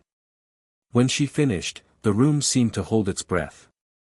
Silence stretched for a beat longer than it should have, before the audience erupted into applause. Ariel stood still, chest heaving, eyes wide. But there was something deeper than the applause. A sense of pride. She had bared her soul, and in that moment, she didn't need anyone's approval to feel complete. It was a victory in itself. The judges took a moment to process, and then it was time. Chase Denver stepped up, microphone in hand. His voice, always so smooth, was tinged with something new, something more thoughtful. "Ariel, you just took us somewhere we didn't know we needed to go," he said, his gaze intense. "You've always had this raw power, but tonight you found a way to give it to us. To make us feel it. And we felt every word." Ariel swallowed hard, trying not to let the tears in her eyes spill over. It wasn't about the praise, it was about hearing those words from him. From someone who had seen so many incredible performances. Someone who didn't throw compliments around lightly. "I've got to be honest," he continued, glancing over at the rest of the panel. "We've been waiting to see what you could really do. And you've just answered that question." Sierra, who had been sitting with her arms crossed, leaned forward with a small nod of approval. "That was real. I couldn't have sung that like you. You've got a way of pulling people in, without needing to show off. That's not something you can teach." Ariel looked down, feeling the warmth of the moment wash over her. It was like a weight lifting from her shoulders, like a huge burden she hadn't realized she'd been carrying. And then Dominic Cruz spoke. "Your song," he paused, his voice almost a whisper, as though he were still processing the performance. "It wasn't just about singing. It was about sharing. Sharing a piece of yourself with us. And that's what makes a true artist. A real artist." Ariel smiled softly, tears now streaming freely down her cheeks. She wiped them quickly, but it didn't matter. This wasn't about perfection. This wasn't about being flawless. This was about being seen. Backstage, after the performance, she found Jordan waiting for her in the dressing room. "You good?" he asked, his eyes full of concern. "You look like you just saw a ghost." She let out a shaky breath, glancing at herself in the mirror. Her makeup was slightly smudged from the tears, but she didn't care. She was real. For the first time, she felt it. "I'm more than good," she whispered. I'm exactly where I'm supposed to be." Jordan grinned and wrapped her in a tight hug. "That's my girl. You killed it out there." The results didn't come until later. But Ariel wasn't anxious. For the first time, she wasn't holding her breath, waiting for validation. She had already received it. Not from the judges. Not from the crowd. But from herself. When the names were called and the results flashed on the screen, Ariel didn't even care. She had made it to the next round. Yes, that mattered. But what mattered more was that she had stood in front of millions of people and poured her soul out. She had sung her truth. And that was the real victory. The world was a blur of bright lights, flashing cameras, and the loud, persistent hum of competition. Ariel stood backstage once again, her heart hammering in her chest as the curtain inched closer to rising. The top 10. 10 spots. 10 voices. And only one could claim the title. But even as she stood there, surrounded by the other contestants, Ariel wasn't focused on the spotlight that awaited her. She wasn't concerned with the cameras, the voting, or even the judges. For the first time in this journey, it wasn't about competing anymore. It was about surviving. The past few weeks had been a whirlwind, constant rehearsals, late-night vocal coaching, endless discussions about song choices. And each day, Ariel had felt herself change a little more. It wasn't just her voice that was growing, it was her sense of self. Her understanding of what it meant to be an artist. But it wasn't easy. It never was. Ariel had become familiar with the pressure. The glare of the stage lights. The constant critiques from the judges. The expectations. She had learned quickly that the competition wasn't just about singing, it was about endurance. About how long you could keep going before the weight of it all crushed you. And now, here she was, the first contestant in the top 10 who had started from nothing. No label backing her. No fancy agents. Just a girl from the Bronx with a dream and a voice that refused to be silenced. Tonight, she would have to give everything she had. She glanced over at Sierra, who was busy chatting with Dominic. There was no pretending anymore. This wasn't a friendly competition. The tension was palpable. Ariel knew Sierra had a sharp edge to her, always polished, always prepared. A reminder that no one was going to make it easy for her. She exhaled slowly. Focus. The music began to play, signaling the start of the show. As Ariel stepped onto the stage, the crowd's roar hit her like a wave. She could feel the heat of the spotlight on her skin, the buzz of excitement in the air. Her body felt weightless for a moment, like she was floating above the earth. But then the nerves came flooding in. This time, it wasn't just about the audition. This time, it was real. This is it, she thought.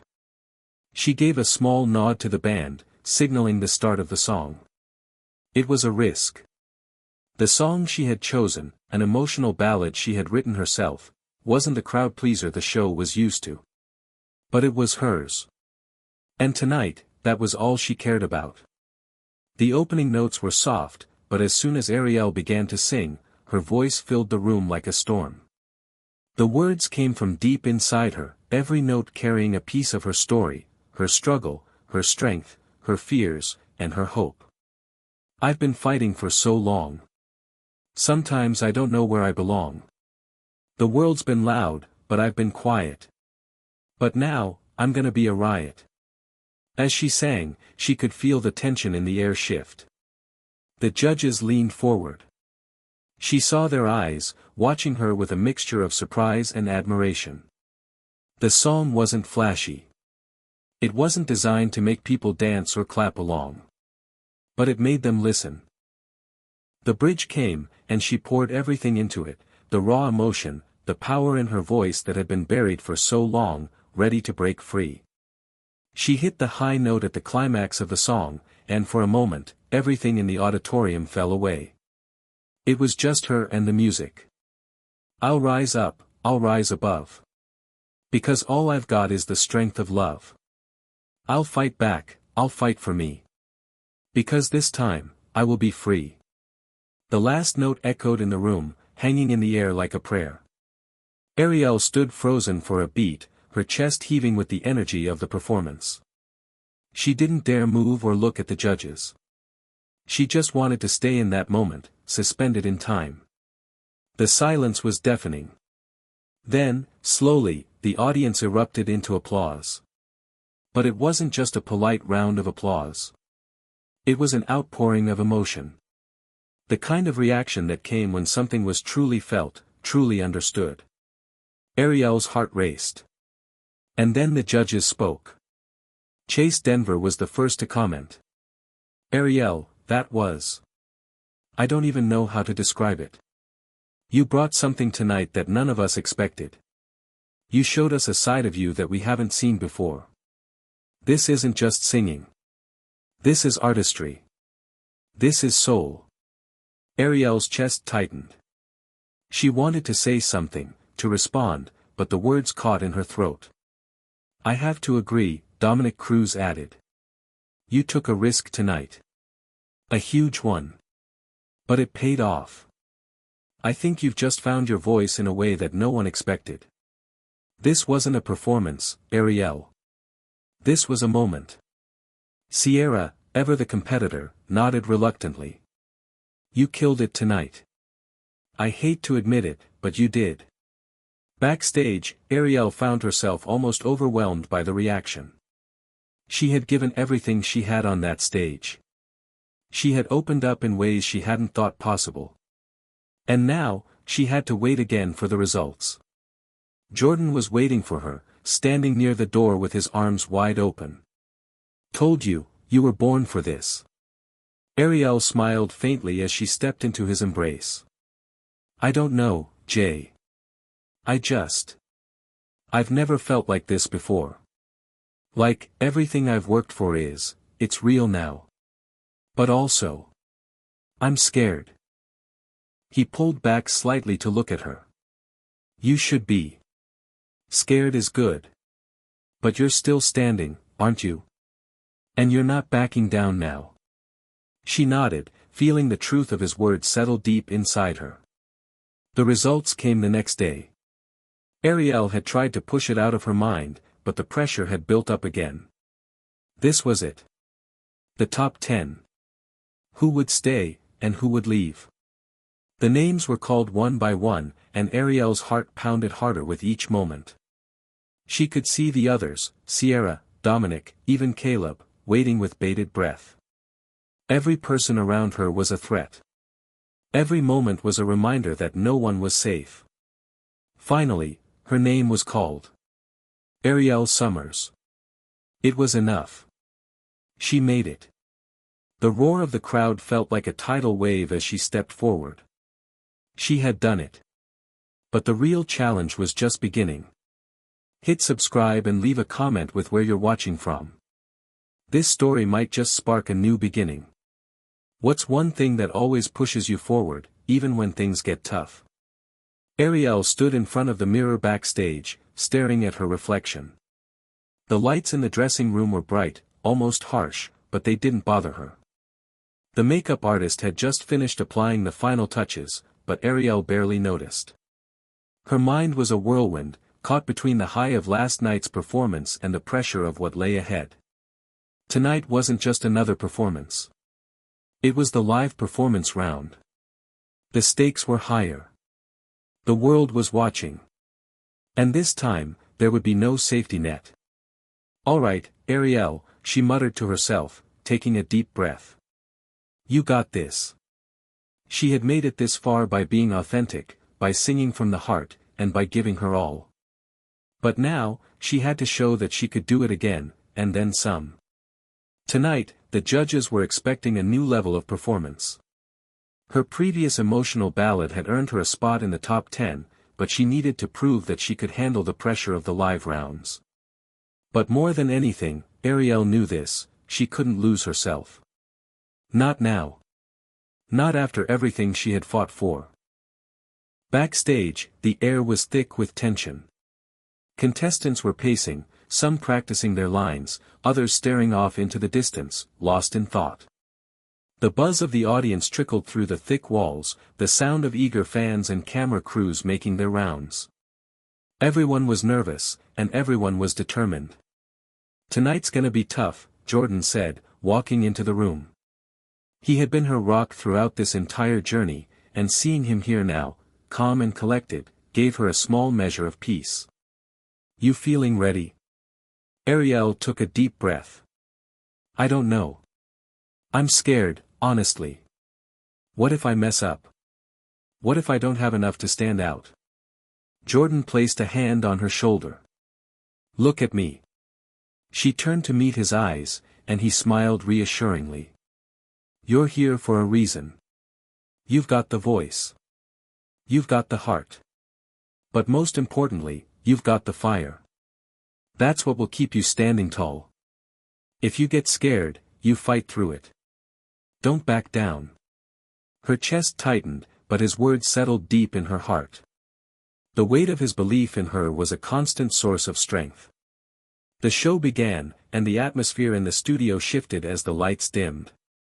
The audience hushed, and the camera crews prepared for their close-ups. Ariel watched from behind the curtain, her heart pounding in her chest.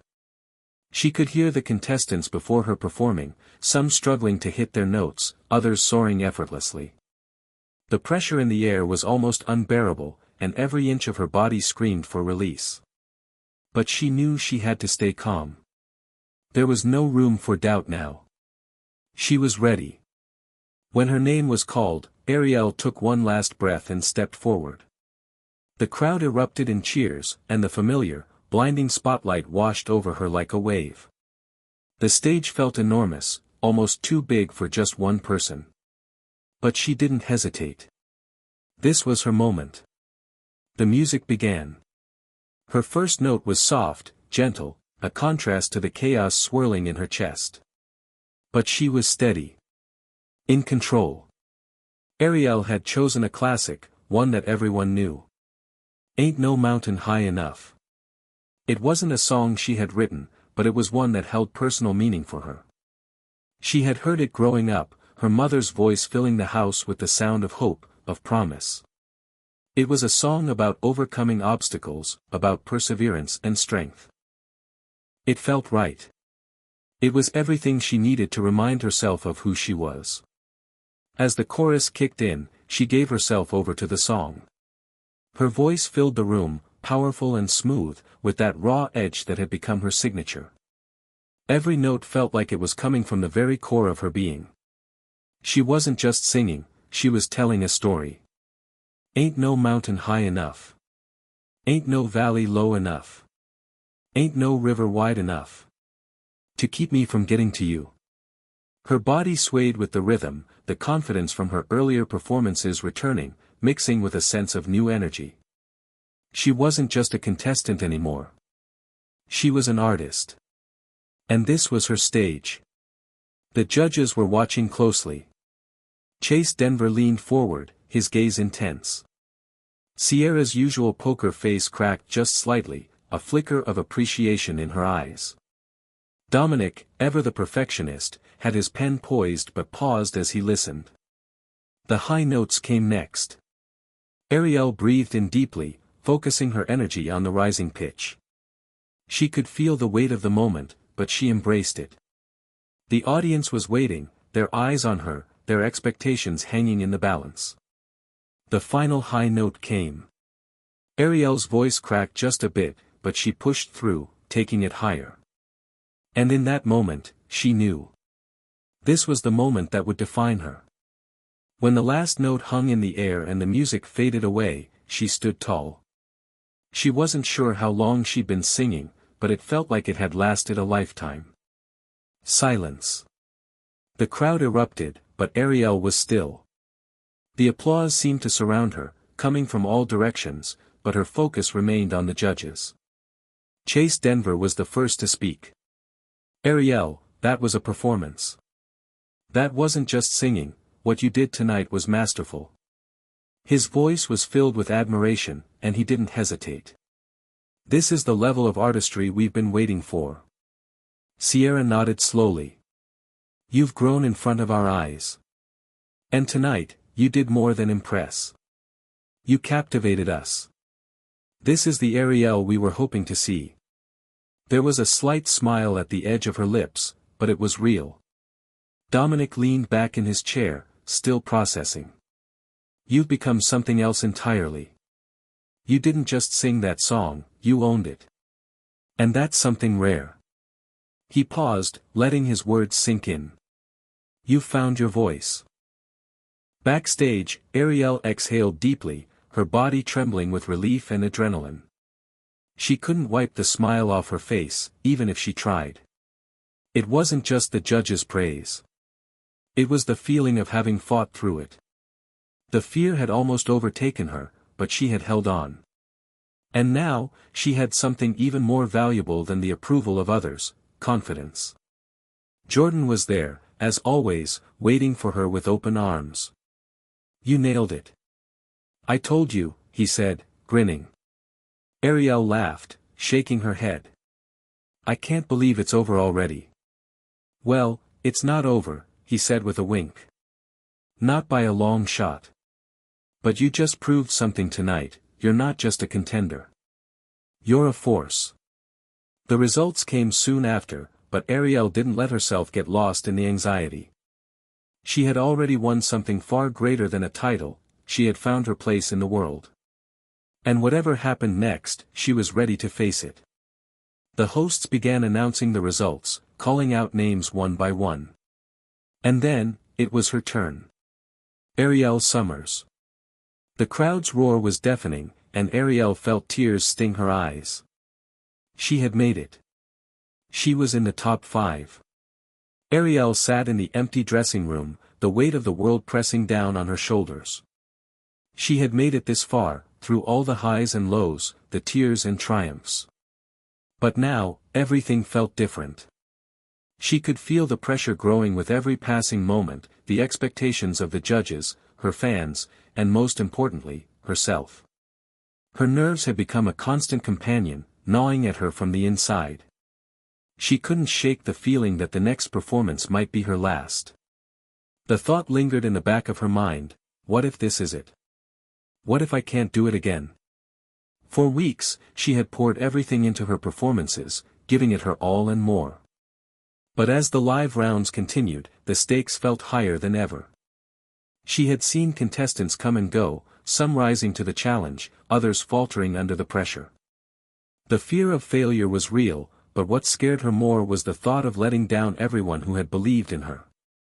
"You've got this," she whispered to herself, trying to steady her nerves. But even the words of encouragement felt hollow in the face of her doubt. Backstage, the atmosphere was thick with tension.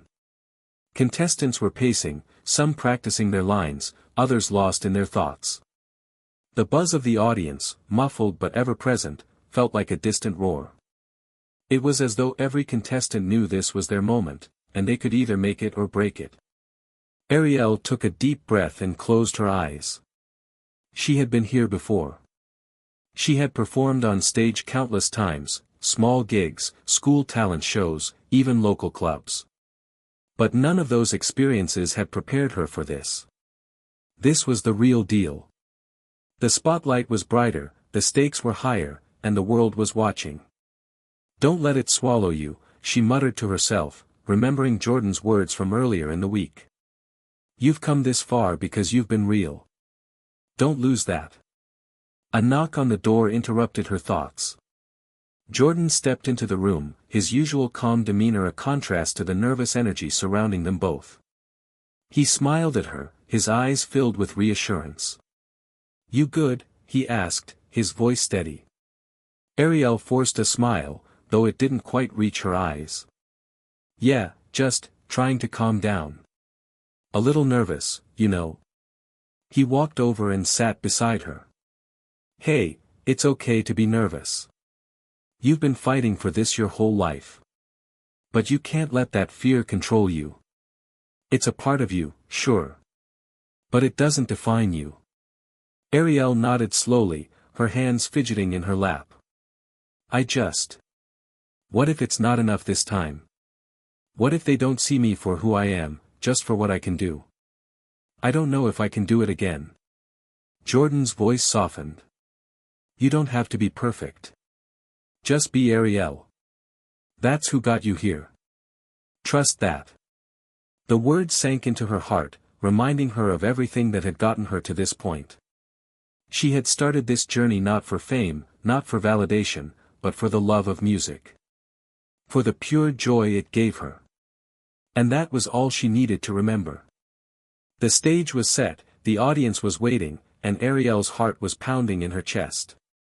As her name was announced, a wave of heat washed over her, and the familiar roar of the crowd sent chills through her spine. This was the moment she had worked so hard for. She stepped out onto the stage, blinking against the blinding lights. For a moment, she could barely make out the faces in the front row, but she didn't let that throw her off. This wasn't about them. It wasn't about the cameras, the judges, or the millions of viewers at home. It was about the music. It was about her. The music began, and Ariel took a deep breath. Her voice was steady at first, soft and controlled. She had chosen a challenging, upbeat song for this performance, one that demanded both vocal precision and energy. It was a song she had always loved, and one that she knew would let her shine if she could conquer the fear that threatened to hold her back. The opening lines spilled from her lips, her voice smooth and effortless. She wasn't thinking about the notes anymore. She wasn't thinking about how high or low the pitch was. She was simply singing. She was lost in the music, letting it take her where it would. "Oh, I've been waiting for this moment for so long. And I know this is the time to stand strong." As the tempo picked up, so did her energy. The song became a dance between her voice and her body, and she moved with it, the rhythm taking over. The more she sang, the more the nerves melted away. She could feel the audience's energy feeding her, lifting her up. The judges were watching her closely. Chase Denver's eyes never left her, his expression unreadable. Sierra's face remained stoic, but there was a slight shift in her posture. She was intrigued, interested. Dominic, as always, seemed unfazed, but Ariel could feel his gaze analyzing every nuance of her performance. She pushed forward, her voice rising to the powerful chorus of the song. She gave it everything she had, every ounce of emotion, every piece of herself. Ain't no mountain high enough. Ain't no valley low enough. Ain't no river wide enough to keep me from getting to you. The crowd responded immediately, cheering, clapping, and hollering. But Ariel didn't hear any of it, not really. She was in the zone, focused only on the music, on the message she was sharing. This was her truth, and she had to make sure everyone in the room felt it. She hit the final note with all the strength she could muster. It was a powerful, soaring sound that echoed through the studio. And for a moment, everything went quiet. The silence hung in the air before the audience erupted into applause, and Ariel stood still, breathless, waiting for the judge's reaction. Chase was the first to speak, his voice full of admiration.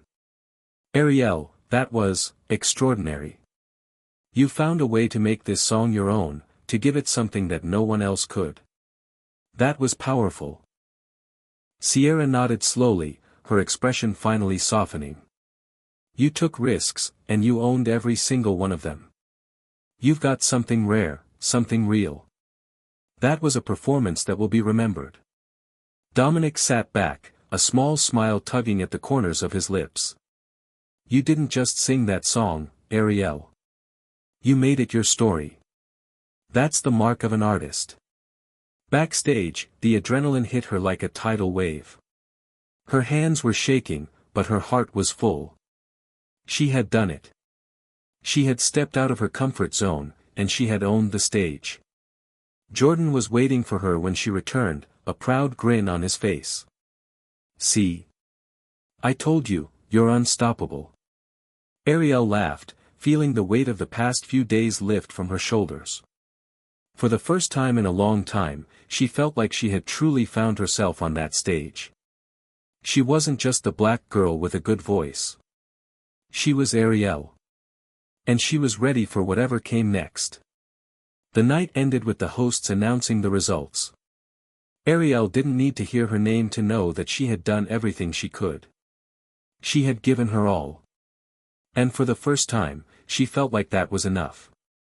The week following her powerful performance was a blur. Ariel could barely keep up with the whirlwind of rehearsals, interviews, and behind-the-scenes moments that came with being a top 5 contestant. The excitement was palpable, her name was everywhere, her face splashed across social media, the buzzing of fans growing louder every day. But amidst it all, there was something inside her that felt different now. The competition had entered a new phase, one where the stakes were higher, and the pressures more intense. She had heard the rumors, read the comments, and seen the conversations unfold on Twitter. Some people were in awe of her voice, of her raw talent, while others were quick to judge her based on who she was, where she came from, and the color of her skin.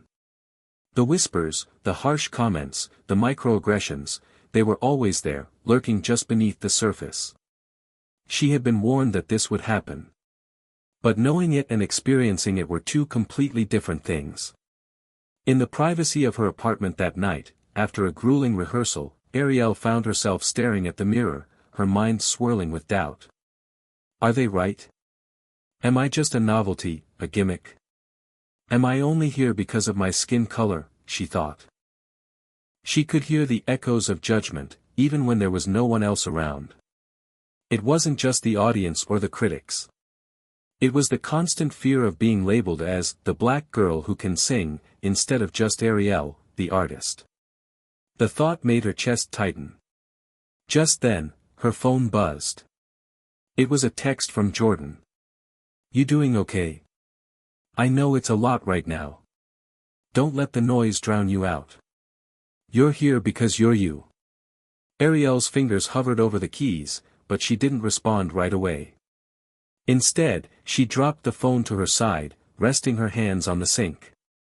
The mirror reflected a young woman who was unsure if she could keep going, unsure if she had what it took to make it through the next round. But then she remembered something, something her mom had always told her when life felt impossible. You're going to face people who want to hold you back, but you've got something they can't take away. Your voice, your heart, your story. You don't have to apologize for it. Ariel stared at herself in the mirror, feeling the weight of those words settle in her chest. She didn't have to apologize. She didn't have to prove anything to anyone. With a deep breath, she picked up her phone and quickly typed a reply to Jordan. Thanks. I'm good. Just, need to breathe for a bit. The next day, Ariel walked into the studio with a renewed sense of purpose. The rehearsals felt different. There was a fire in her now, a determination that had been sparked during the dark moments of self-doubt. She was no longer focused on being perfect or worrying about the opinions of others. She was focused on being true to herself. She was there because of her voice, yes, but more importantly, she was there because of everything that had shaped her into the woman she was today. Her struggles, her triumphs, her culture, her family, all of that was woven into her sound. It was something that no one could take away. The theme of this week's live show was all about self-expression.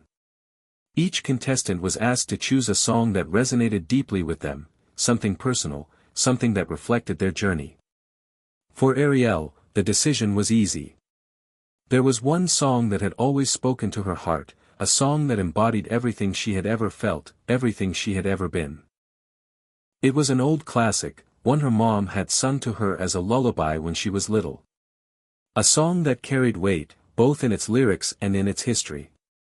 It was a song about resilience, about standing up in the face of adversity, about finding your voice and holding on to it, no matter what. I am woman, hear me roar. In numbers too big to ignore. And I know too much to go back and pretend.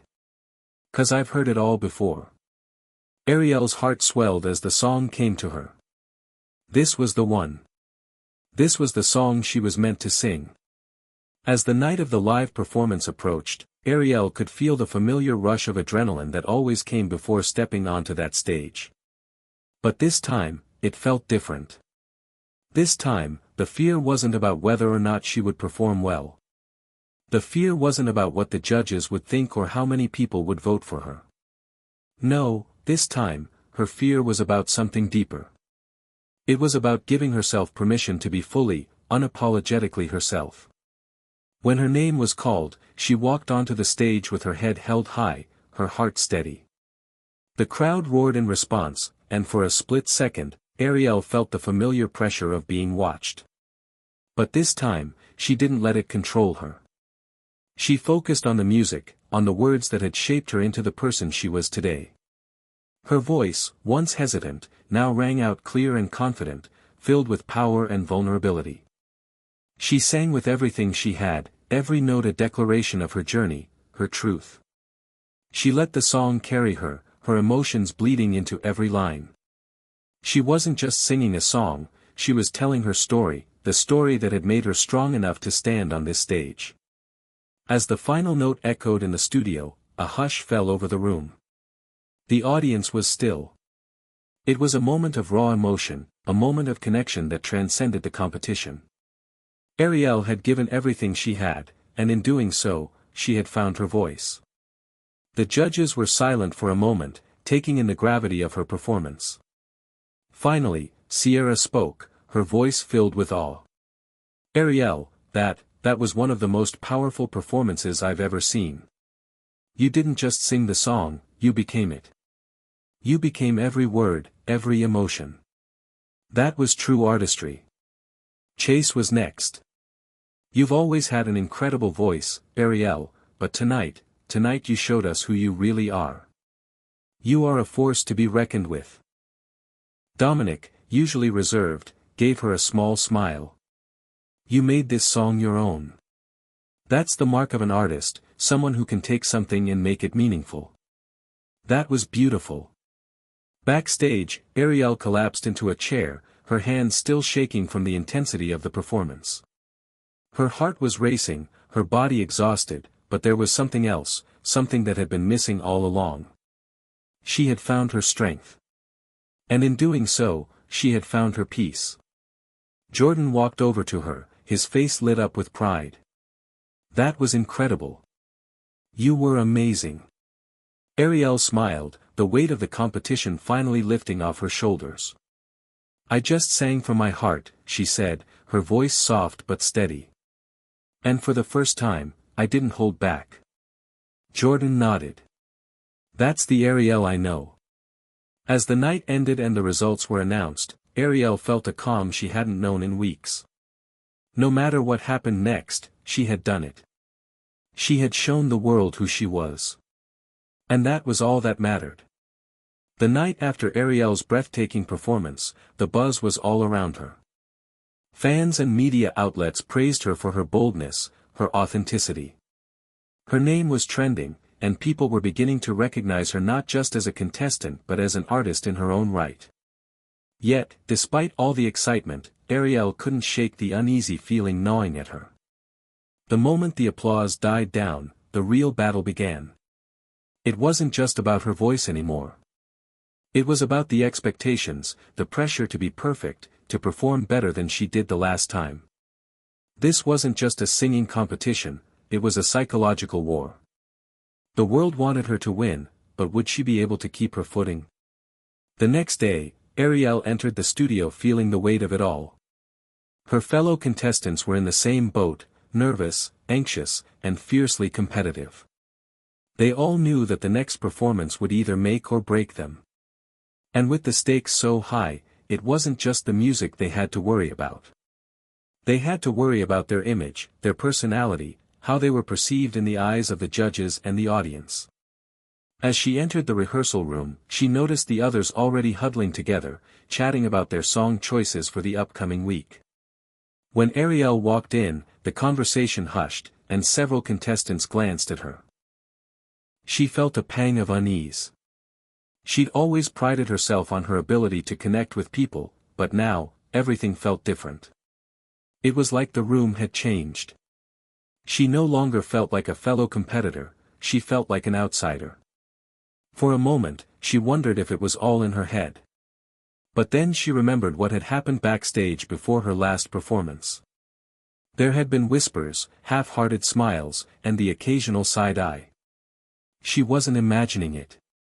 There was a shift happening, and it wasn't a welcome one. Later that afternoon, during a break between rehearsals, Ariel stepped outside for some air. The studio lot was buzzing with activity, but as she walked past the rows of trailers and trucks, it felt oddly quiet, like a space that was both too big and too small for her to breathe. She pulled her jacket tighter around herself, the chill of the early evening air doing little to soothe the storm that raged inside her. She wasn't sure if it was the competition itself or something deeper that was gnawing at her. Was she really cut out for this? Was the pressure worth it? For a moment, she thought about quitting, about walking away before it got any harder. Maybe it would be easier to just go home, to escape the expectations, the drama, and the overwhelming sense of being pulled in a million directions at once. But then, just as she was about to retreat into her own thoughts, she heard a voice behind her. Ariel. She turned around and found Jordan standing a few feet away, holding 2 coffees in his hands. His smile was warm, genuine, and it grounded her in the midst of her turmoil. Got you a coffee, he said, extending one toward her. Ariel smiled weakly, taking the cup from him. Thanks. I needed this. Jordan leaned against the railing, watching her quietly for a moment. You look like you're carrying the weight of the world right now, he said, his voice soft but concerned. Ariel sighed, running a hand through her hair. I don't know if I can do this anymore, Jordan. I'm not sure I'm cut out for all this, the pressure, the competition, the people. Jordan didn't say anything at first. He just took a sip of his own coffee and let the silence hang between them. Then, he spoke, his tone measured but firm. You know, I've seen you go through a lot in your life. You've come from places people wouldn't believe. And you've always managed to rise above it. So what makes this different? Ariel looked up at him, surprised by the strength in his words. It's different because now, It feels like people are waiting for me to fall.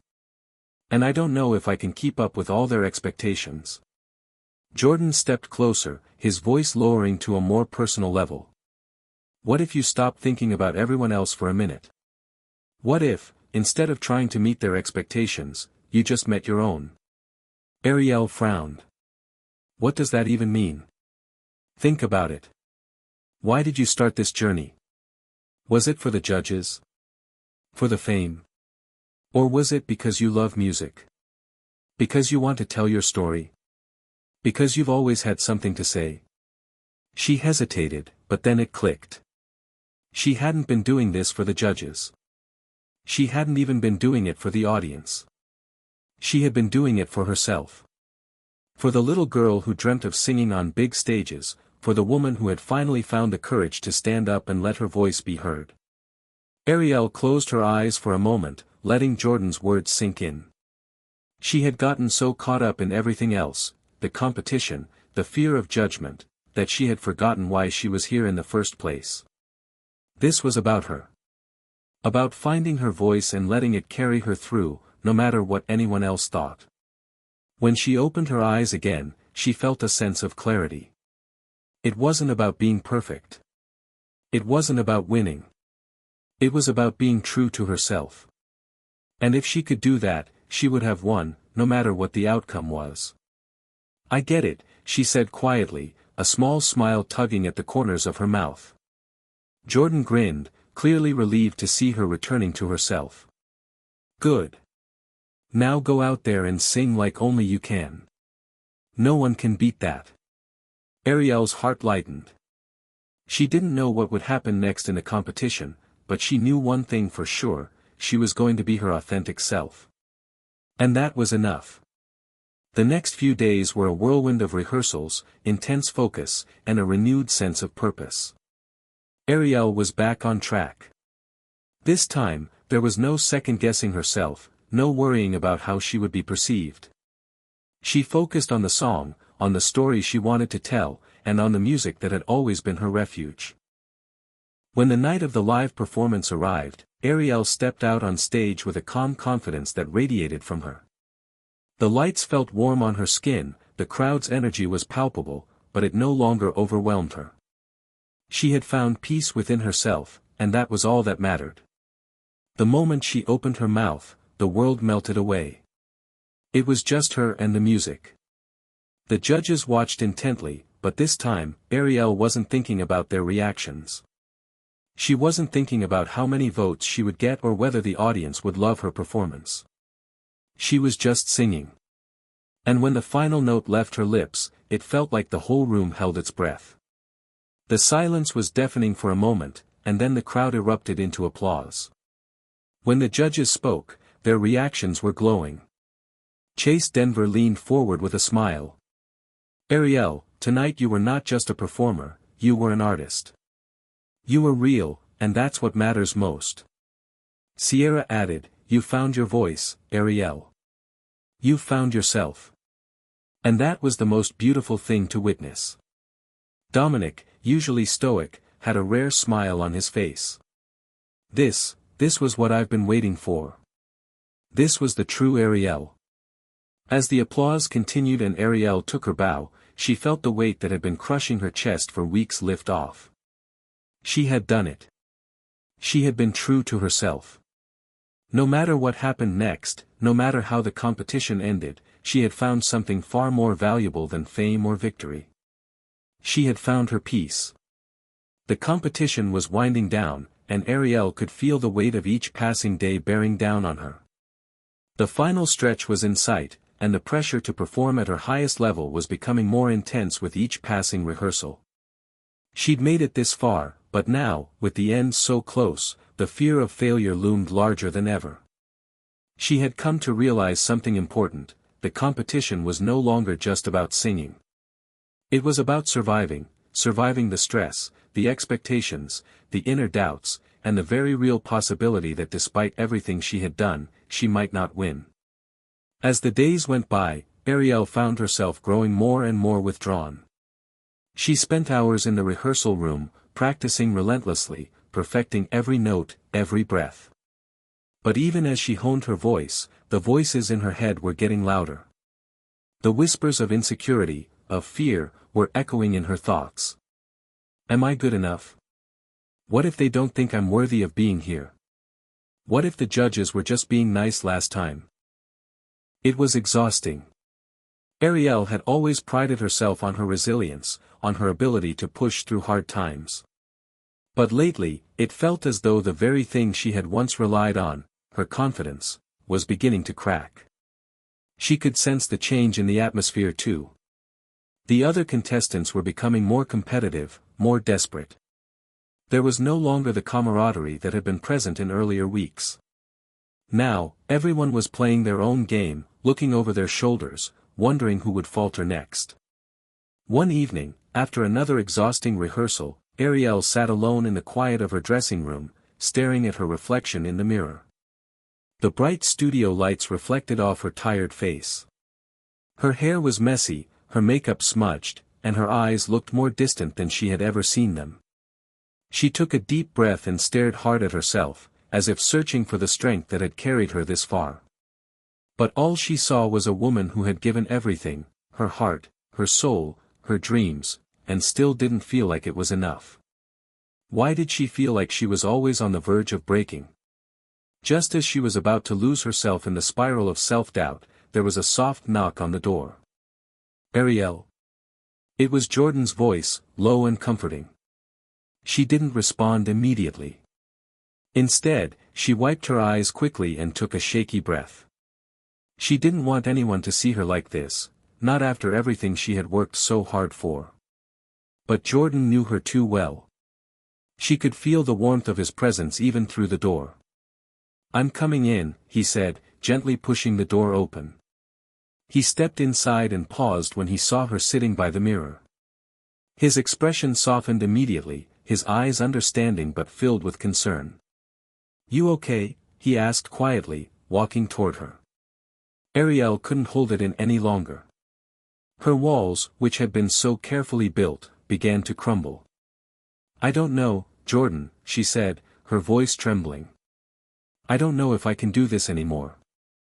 It feels like no matter what I do, it's not enough. Every week, the pressure gets worse, and I'm afraid I'm not enough for everyone's expectations. Jordan knelt down beside her, taking her hand in his. Ariel, he said, his voice calm yet firm. I get it. You've been through so much, and you've carried the weight of this competition on your shoulders. But you need to remember something, this isn't about anyone else. It never was. It's about you. It's about your story, your voice, and your journey. Ariel let out a shaky breath.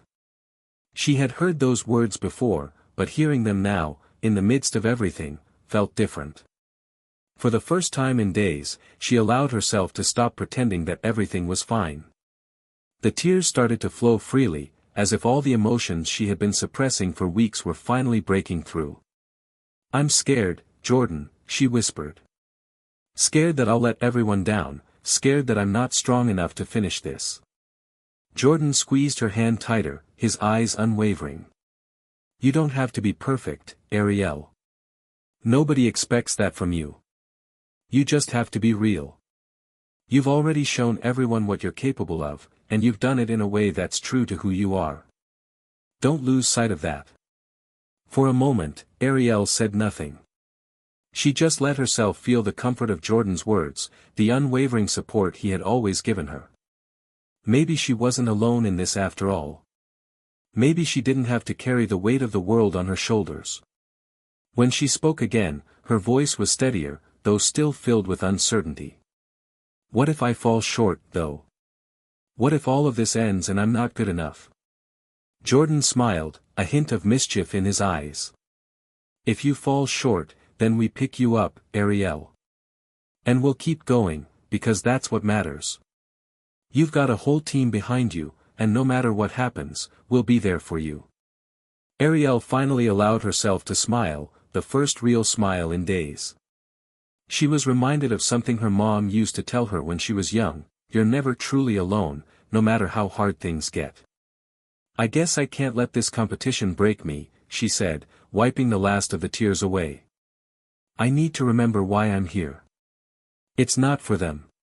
It's for me. Jordan nodded, standing up and offering her a hand to help her to her feet. Exactly. Now, take a deep breath. Get some rest. Tomorrow's another day, and you're going to be just fine. The next day, Ariel woke up with a renewed sense of clarity. The past few days had been overwhelming, but she had finally found a way to ground herself again. She wasn't going to let the pressure crush her. She was going to face it, just as she had faced every other challenge in her life. When she walked into rehearsal that afternoon, she felt different. There was a strength in her step that had been missing for weeks. The doubts still lingered, but they no longer controlled her. She was ready to perform, no matter the outcome. As the rehearsals continued, Ariel focused on perfecting her performance, but this time, she did it with joy. For the first time in a while, she wasn't singing for anyone else, she was singing for herself. She wasn't chasing perfection, she was chasing authenticity. The night of the live performance arrived, and Ariel stood backstage, preparing herself for what would be one of the most important performances of her life. Her heart was still racing, but this time, it was different. She wasn't afraid. She was ready. When her name was called, she walked onto the stage, her heart full of determination. The lights shone bright, but instead of feeling overwhelmed, Ariel felt at peace. This was her moment. This was her time. The music started, and she opened her mouth, her voice strong and confident. She poured everything she had into the song, every ounce of emotion, every experience. It wasn't just a performance, it was her truth, her story, her soul laid bare for the world to see. As the final note echoed through the studio, the audience erupted into applause. Ariel's heart swelled. She had done it. Not for them, not for the judges, but for herself. The judges' reactions were immediate and glowing. Sierra, her voice full of admiration, said, "Ariel, you have never been more yourself than tonight. That performance was raw, real, and absolutely beautiful." Chase smiled, clearly moved. "There's a power in your voice, Ariel, but tonight we saw something more. We saw the depth of who you are, and it was breathtaking." Dominic, usually reserved, nodded in approval. "You've truly stepped into your own." That was a moment. Backstage, Ariel stood in front of the mirror, her hands shaking with adrenaline. She had given everything. And she had nothing left to prove. The week following Ariel's most powerful performance yet was one filled with both triumph and turbulence. She had felt the thrill of doing something that felt truly hers, but now, as the competition entered its final phase, there was a new intensity in the air. The stakes had never been higher. The energy in the studio had shifted from pure excitement to palpable tension, as the remaining contestants began to feel the weight of the finish line looming just ahead. Ariel sat alone in her dressing room before rehearsal, reflecting on her journey so far. She had come so far, but the thought of winning, and of failing, seemed equally daunting. The voices of doubt were creeping back in, pushing her to question her every move. Was she really ready for this? Could she win? It was hard to ignore the pressure now. The judges were more critical. The other contestants were starting to turn their performances into calculated risks, trying to outdo one another in flashy ways, while Ariel had been focused on staying grounded and true to herself.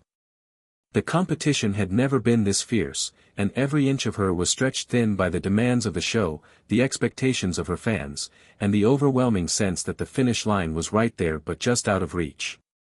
Her thoughts were interrupted when the door opened, and in stepped Jordan. He smiled warmly as he entered, holding 2 cups of coffee in his hands. "Hey," he greeted, walking over to the vanity. "Got you some fuel." He placed 1 cup in front of her. Ariel looked at him and smiled, grateful for the small gesture. "Thanks," she said, her voice soft. She stared at the coffee, her mind racing. Jordan tilted his head and observed her for a moment. "You good?" he asked gently. Ariel sighed deeply, shaking her head slightly. I don't know, Jordan. I'm scared. I thought I could do this, but the closer it gets to the end, the more I'm starting to feel like, maybe I'm not enough. Jordan's expression softened. He sat beside her, his voice steady. You've always been enough, Ariel. Since the very first day I saw you perform, I've known you had something special. Something they can't teach. This whole competition, it's been about finding yourself, and you've done that. You've found your truth. And that's what makes you unbeatable. But what if it's not enough, she whispered. What if they think I'm not ready? Or that my story isn't enough? Your story is everything, Jordan said, his tone firm. You've done the work. You've put in the hours, the sweat, the heart. Don't doubt what you've accomplished just because the finish line's getting close. You've already won. Winning now just means embracing everything you've learned and letting it shine through. Ariel took a slow breath, trying to absorb his words. There was so much truth in what he was saying, but her fear of failure still gnawed at her. The idea of going all the way and not achieving the dream she had worked for so long to reach, it felt overwhelming. I just feel like everyone else is so much further along, she said, staring down at her hands. Like I'm not ready for this. They all have something bigger or flashier. I'm just me. Jordan smiled and placed his hand over hers. That's your power, Ariel. You're not them. And they're not you. You don't need to outshine them with tricks or gimmicks. You just need to be yourself. The real Ariel. That's enough, and it always will be. Ariel met his gaze, the weight in her chest loosening just a little. I don't know if I can keep doing this, she admitted. The pressure is overwhelming. What if I'm not strong enough to handle it? You are stronger than you realize, Jordan said. But it's okay to be vulnerable. You don't have to carry it all on your own. Lean on us. Lean on me. You don't have to be perfect, but you've already done the hard part. Now it's time to show them who you really are. Ariel closed her eyes for a moment, feeling the warmth of Jordan's words and the steady support he always gave her. She had been pushing so hard, but maybe she needed to take a step back, take a deep breath, and remember the heart of why she started this journey. The next day, rehearsals were in full swing. The contestants were all on edge, working harder than ever to perfect their final performances. Ariel watched as the others rehearsed with intensity, their performances filled with drama and flair. It was obvious that the final round would be about more than just singing, it would be about showmanship, style, and standing out in a sea of incredibly talented individuals. For a moment, Ariel doubted herself again. Was she enough? Was her authenticity enough to win over the judges and the audience? The pressure seemed to be crushing her once more. But then, as if by instinct, she remembered the conversations she had had with Jordan. She remembered her mother's words, always stay true to who you are. It's the only thing that will carry you through. She closed her eyes and took a deep breath. It was time to stop worrying about the other contestants, about what the judges might think, and about what the audience might want. It was time to focus on the one thing she could control, her own performance, her own truth. Ariel stepped into the center of the rehearsal stage, her voice steady but powerful. She chose a song that had always resonated with her, a song that spoke to her soul, a song that connected her with everything she had been through to get to this point. As she began to sing, the room fell silent. The other contestants paused in their rehearsals, turning to listen as Ariel's voice filled the air. There was a raw, unfiltered emotion in her performance, one that didn't need any extra theatrics to shine. Her voice was pure, honest, and powerful. By the time she finished the song, she was breathless, but there was a sense of peace within her that hadn't been there before. She wasn't trying to impress anyone. She was simply singing from her heart. As the last note faded, the room remained silent for a moment before the applause started. It wasn't the loud, frantic applause of previous performances, but something more sincere, a recognition of her authenticity and her vulnerability. Jordan was the first to step forward, clapping enthusiastically. "There you go," he said with a proud grin. "That's the real Ariel." For the first time in days, Ariel felt like herself again. She had stopped worrying about the competition, stopped worrying about what everyone else was doing, and simply focused on being true to her own voice. The night of the final performance arrived. Ariel stood backstage, her nerves still there, but now she had something more important, a sense of purpose. She wasn't here to win. She wasn't here to impress. She was here to sing, to share her heart with the world, and that was enough. When her name was called, she walked onto the stage with her head held high. The lights were bright, the audience was buzzing, but inside her, there was a stillness, a calm that hadn't been there before. She was ready. She was herself. The music started, and Ariel let go. She poured every ounce of her heart and soul into the performance, her voice soaring with emotion. This was her moment, and she was going to own it, no matter what came next. As the final note echoed through the arena, the crowd erupted into applause.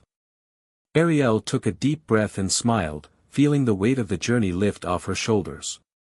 She had done it. Not for anyone else, but for herself. The night of the final performance had passed, but the echoes of Ariel's last note still hung in the air. Backstage, the atmosphere was thick with anticipation. Contestants, staff, and even the judges seemed to be caught up in the afterglow of the performances. For Ariel, however, the adrenaline rush had faded, and a new, quieter feeling had taken its place, uncertainty. She stood in the corner of the backstage area, watching the crowd through the small monitor on the wall. The live audience had erupted into applause after her performance, but now, as the show was drawing to a close, she couldn't shake the feeling that she had missed something. She had given it her all. But was it enough? For the first time since joining the competition, Ariel allowed herself to truly feel the weight of what was at stake. The judges' comments had been kind, but she knew that the outcome was still unknown. Even though her voice had soared with authenticity, it wasn't just about the voice, it was about the entire package. The performance, the personality, the connection with the audience. Ariel looked around at her fellow contestants, their faces just as anxious as hers. Each of them was waiting for the same thing, confirmation that their hard work had paid off. It was a strange thing, knowing that they had all poured so much of themselves into this journey. And now, it was down to this final moment. Just then, she heard footsteps approaching. She turned to find Jordan walking toward her, a wide grin on his face. "You were incredible, Ariel," he said, his voice filled with pride. She forced a smile in return, but her eyes betrayed the doubt swirling inside her. "Thanks. But, what if it wasn't enough? What if they don't pick me?" Jordan shook his head, his eyes serious now. "You gave them everything. Your heart, your voice, your truth. That's more than enough. You did what you came here to do, and you did it on your own terms." Ariel felt a flicker of warmth at his words, but she couldn't entirely silence the nagging voice in her head. "What if my best isn't good enough?" She let out a heavy sigh. "I don't know, Jordan. The closer we get to the results, the harder it is to just let go." Jordan nodded knowingly. "It's hard, especially when you've worked so hard for something. But remember, you've already won. It's not just about whether or not you walk away with the trophy. It's about what you've learned, who you've become, and how far you've come." Ariel met his eyes, her throat tight. "I've come a long way, haven't I?" He smiled. "You've come farther than you know." They shared a brief, quiet moment before the producer's voice rang through the speakers. "Ariel, Jordan, you're up for the live announcement. Please come to the stage." Ariel took a deep breath, feeling the butterflies surge in her stomach. It was time. This was it. The moment of truth. The studio was buzzing with energy when Ariel stepped onto the stage, the lights blinding her momentarily. Her heart raced, and her hands were clammy, but she took a steadying breath and focused on the task ahead. She wasn't just walking onto the stage for herself anymore. She was walking for everyone who had supported her along the way, for her mom, for Jordan, for her friends back home, and for the girl who had once been too afraid to chase her dreams. The final results were being announced live, and the tension was almost unbearable. One by one, the finalists were introduced, and Ariel couldn't help but glance at the others, wondering who would emerge as the winner. The audience's cheers seemed to blend together into a single roar, and as the host walked across the stage with an envelope in hand, Ariel felt her heartbeat quicken. The host's voice cut through the tension, echoing in the large auditorium. "Tonight, we crown the next American Voice champion. But before we announce the winner, let's take a moment to reflect on the journey of our final contestants." The screen behind the host flashed with a highlight reel, showing the last few weeks of the competition. Ariel saw herself in the montage, her struggles, her triumphs, and the emotional moments that had marked her journey. Watching herself sing and grow, she realized just how far she had come. The girl who had walked into the competition with no sense of direction was now standing on this stage, confident and proud of who she had become. The video ended, and the host's voice returned. "Now, it's time for the moment you've all been waiting for. The winner of American Voice is..." The lights dimmed for dramatic effect, and Ariel's heart skipped a beat. Ariel Harper. The moment was surreal. Her name rang out through the auditorium, but for a split second, she didn't move. Was this real? Had they really just announced her as the winner? Ariel stood frozen, unable to comprehend what had just happened. The audience erupted in applause, but all she could hear was the sound of her own breath. Slowly, she turned to Jordan, her eyes wide with disbelief. He was beaming at her, his face filled with pride. "Go on, Ariel," he said, pushing her gently forward. Still in shock, Ariel took a tentative step toward the host. Every part of her felt like it was moving in slow motion. She had dreamed of this moment, but now that it was here, the reality felt overwhelming. She had won, but in a way, she felt like she was still dreaming. The host reached out to shake her hand. "Congratulations, Ariel. You've earned this." Ariel's voice caught in her throat as she spoke, the weight of the moment settling in. Thank you. Thank you so much. This has been an incredible journey. I never thought I'd be standing here." The host smiled warmly. "And what would you like to say to your fans, your family, and your supporters who've been with you every step of the way?" Ariel took a deep breath, finally feeling the reality of her win sink in. "To everyone who believed in me, who supported me, and who cheered me on, thank you. This isn't just my win. This is our win. I've learned so much about myself, and I'm just so grateful to be here. I promise to continue to share my truth through my music. This is just the beginning." As the crowd cheered, Ariel stood tall, feeling a sense of pride like she had never felt before. Her journey had been long, filled with highs and lows, but in this moment, it was all worth it. She had stayed true to herself.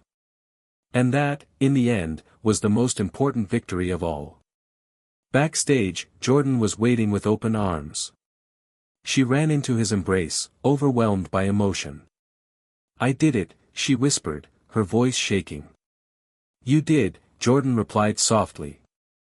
"And you did it your way." Ariel stepped back, looking at him with a soft smile. "I couldn't have done it without you." Jordan smiled back. "You didn't need me, Ariel. You had everything you needed inside you all along." As the confetti fell around her on stage, Ariel looked out into the audience, feeling more connected to herself than ever before. She had faced her fears, battled her doubts, and come out victorious. The road ahead was still uncertain, but one thing was clear: this was only the beginning. The days following her victory were a whirlwind. Ariel had barely had time to catch her breath, let alone process everything that had happened. The American Voice victory had changed her life in ways she could hardly comprehend.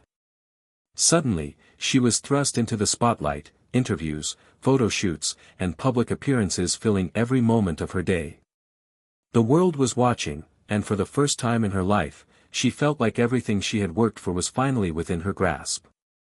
But the glittering surface of fame came with its own set of challenges, challenges that no one had prepared her for. The pressure to live up to expectations was suffocating. She found herself constantly trying to balance the persona she had crafted on stage with the reality of her life off stage. It was harder than she had imagined. One night, after a long day of interviews, Ariel found herself at home, sitting in the dimly lit living room of the apartment she had moved into after the show. She gazed out of the window at the city skyline, her mind racing. She had wanted this, wanted to share her music with the world, to be a voice for people who felt like they didn't belong. But now that she was here, she was starting to feel the weight of it all. A knock on the door broke her thoughts. She stood up and opened it to find Jordan standing in the hallway, holding 2 cups of coffee. "Hey," he greeted with a smile. "I figured you might need this." Ariel chuckled softly, taking one of the cups from him. "Thanks. I definitely need it." Jordan walked in and sat down on the couch next to her. He could tell something was off, but he didn't push. Instead, he sipped his coffee and gave her a moment of silence, knowing she'd speak when she was ready. Ariel stared into her cup, swirling it absent-mindedly. "I don't know, Jordan. It feels like everything's happening so fast. One minute I'm just a regular girl from a small town, and the next, I'm on billboards, in magazines, performing for thousands of people." Jordan nodded, understanding. "It's a lot to take in." Ariel sighed deeply. "It's not just that. It's like I'm losing myself in all of this. I wanted to inspire people, to share my truth, but now it feels like I'm just trying to meet everyone else's expectations. I've been running so hard, I don't know if I've stopped to ask myself what I really want." Jordan put his cup down and turned to face her, his voice soft but steady. "Ariel, it's okay to feel overwhelmed. This is a huge change, and it's a lot to process. But don't forget why you started this journey. It wasn't for the fame or the spotlight. It was for the music. It was for your voice. And that's still the most important thing." Ariel looked at him, her eyes filled with uncertainty. "But what if I'm not good enough to handle it? What if I lose who I am in the process?" "You're already good enough, Ariel," Jordan said gently. "You've proven that every time you stepped on that stage. But this isn't just about what you do on stage. It's about who you are, who you've always been. Don't let the pressure of all of this change you. The people who love you, who truly support you, will love you for who you are, not for the person you think you need to be." Ariel's heart softened at his words. She had always feared that success would change her, that it would turn her into someone she didn't recognize. But sitting here with Jordan, she realized that the answer wasn't to hide from the spotlight. It was to find a way to balance it with who she truly was. "I guess I've been trying so hard to be something I'm not," she admitted, her voice barely above a whisper. "I've been trying to prove to everyone that I'm worthy of this. But in the process, I've forgotten why I started singing in the first place." Jordan smiled and reached out to take her hand. "It's never too late to remember. And you don't have to do it alone. You've got people who believe in you. And you've got me." Ariel squeezed his hand, feeling a wave of gratitude wash over her. For the first time in days, she felt a sense of peace settle within her. The journey ahead was still uncertain, but she knew one thing for sure: she wasn't alone. The next few weeks were a blur of meetings, songwriting sessions, and studio recordings. Ariel threw herself into her music with renewed purpose. She had learned that the key to staying true to herself was to stop looking for validation from others. Instead, she focused on what made her feel alive: the music, the message, and the connection to her audience. It was a challenging balance. The pressure from her label to produce a hit single weighed on her, and the constant media attention made it difficult to keep her personal life private. But with Jordan by her side, and her core group of friends supporting her, Ariel felt like she was finally starting to carve out a space for herself in the world of music. One evening, after a long day of recording, Ariel found herself alone in the studio. The lights were dim, and the only sound was the soft hum of the equipment. She sat at the piano, her fingers lightly grazing the keys as she began to play a melody that had been in her head for days. It was a song that had started to take shape, one that spoke of her journey, the struggles, the triumphs, and the lessons learned along the way. She started to sing softly, her voice filling the empty room. The lyrics came naturally, a reflection of everything she had experienced in the past year. I've been running so long, don't know where I'm going. But I'll find my way, I'll find my way. Through the storms, through the fear. I'll keep singing, even when I can't hear. I'll find my way, I'll find my way. As she sang, Ariel felt a deep sense of release. She wasn't trying to impress anyone. She wasn't trying to prove anything. She was just singing from her heart, as she had always wanted to do. And for the first time in a long while, Ariel realized that she had found her way. Not through fame or accolades, but through the music. Through staying true to herself and the journey that had brought her here. The following week, Ariel's new song hit the airwaves. It wasn't just a chart-topping hit, it was a statement. A song about resilience, about finding strength in the face of uncertainty, and about the power of authenticity. The response was overwhelming. Fans from all over the world sent messages, telling her how much her music had touched their lives. The media buzzed with excitement about her next steps, but Ariel wasn't focused on the headlines anymore. She had learned the most important lesson of all: success wasn't about fitting into someone else's idea of who she should be. It was about embracing who she was and using her voice to make a difference. As she sat in her apartment one night, listening to her song on the radio for the first time, Ariel smiled to herself. She had come a long way. And while the road ahead was still uncertain, one thing was clear: she was ready for whatever came next. The sun was setting over the city as Ariel stood on the balcony of her apartment, looking out at the skyline. The soft hues of pink and orange painted the sky, reminding her of the journey she had traveled to get to this moment. A journey filled with struggle, growth, and, ultimately, a deeper understanding of who she was. It had been almost a year since she had won American Voice, and in that time, so much had changed.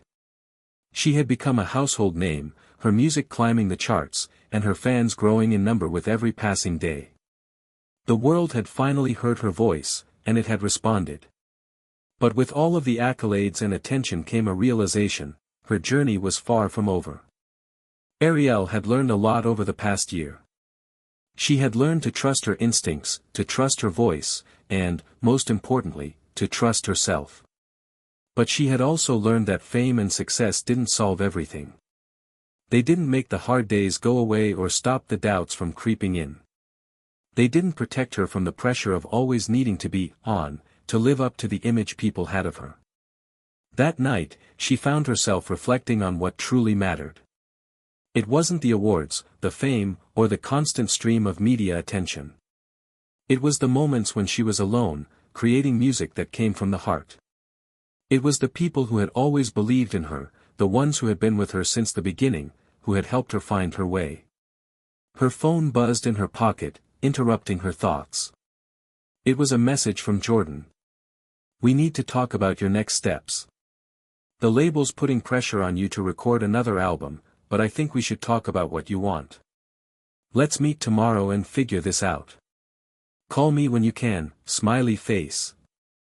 Ariel smiled as she read the message. She appreciated how Jordan always had her back, reminding her to stay true to herself. He had been there every step of the way, never once asking her to change for the sake of success.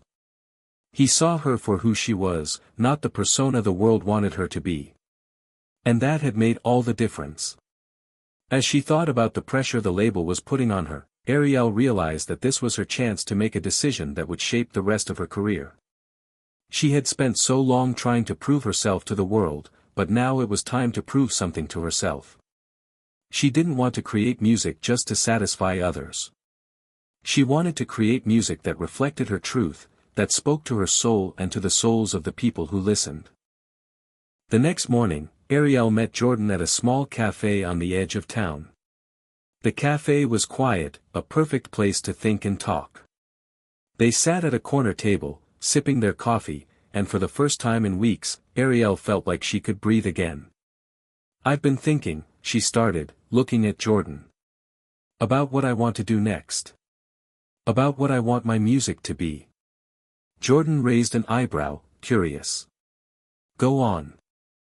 "I don't want to just release another album because it's expected of me," Ariel said, her voice steady. "I want to make something that's real. I want to create music that tells my story, that reflects where I am right now. I don't want to keep chasing a version of success that doesn't feel right. I've spent too long trying to meet other people's expectations. Now I need to focus on what I want.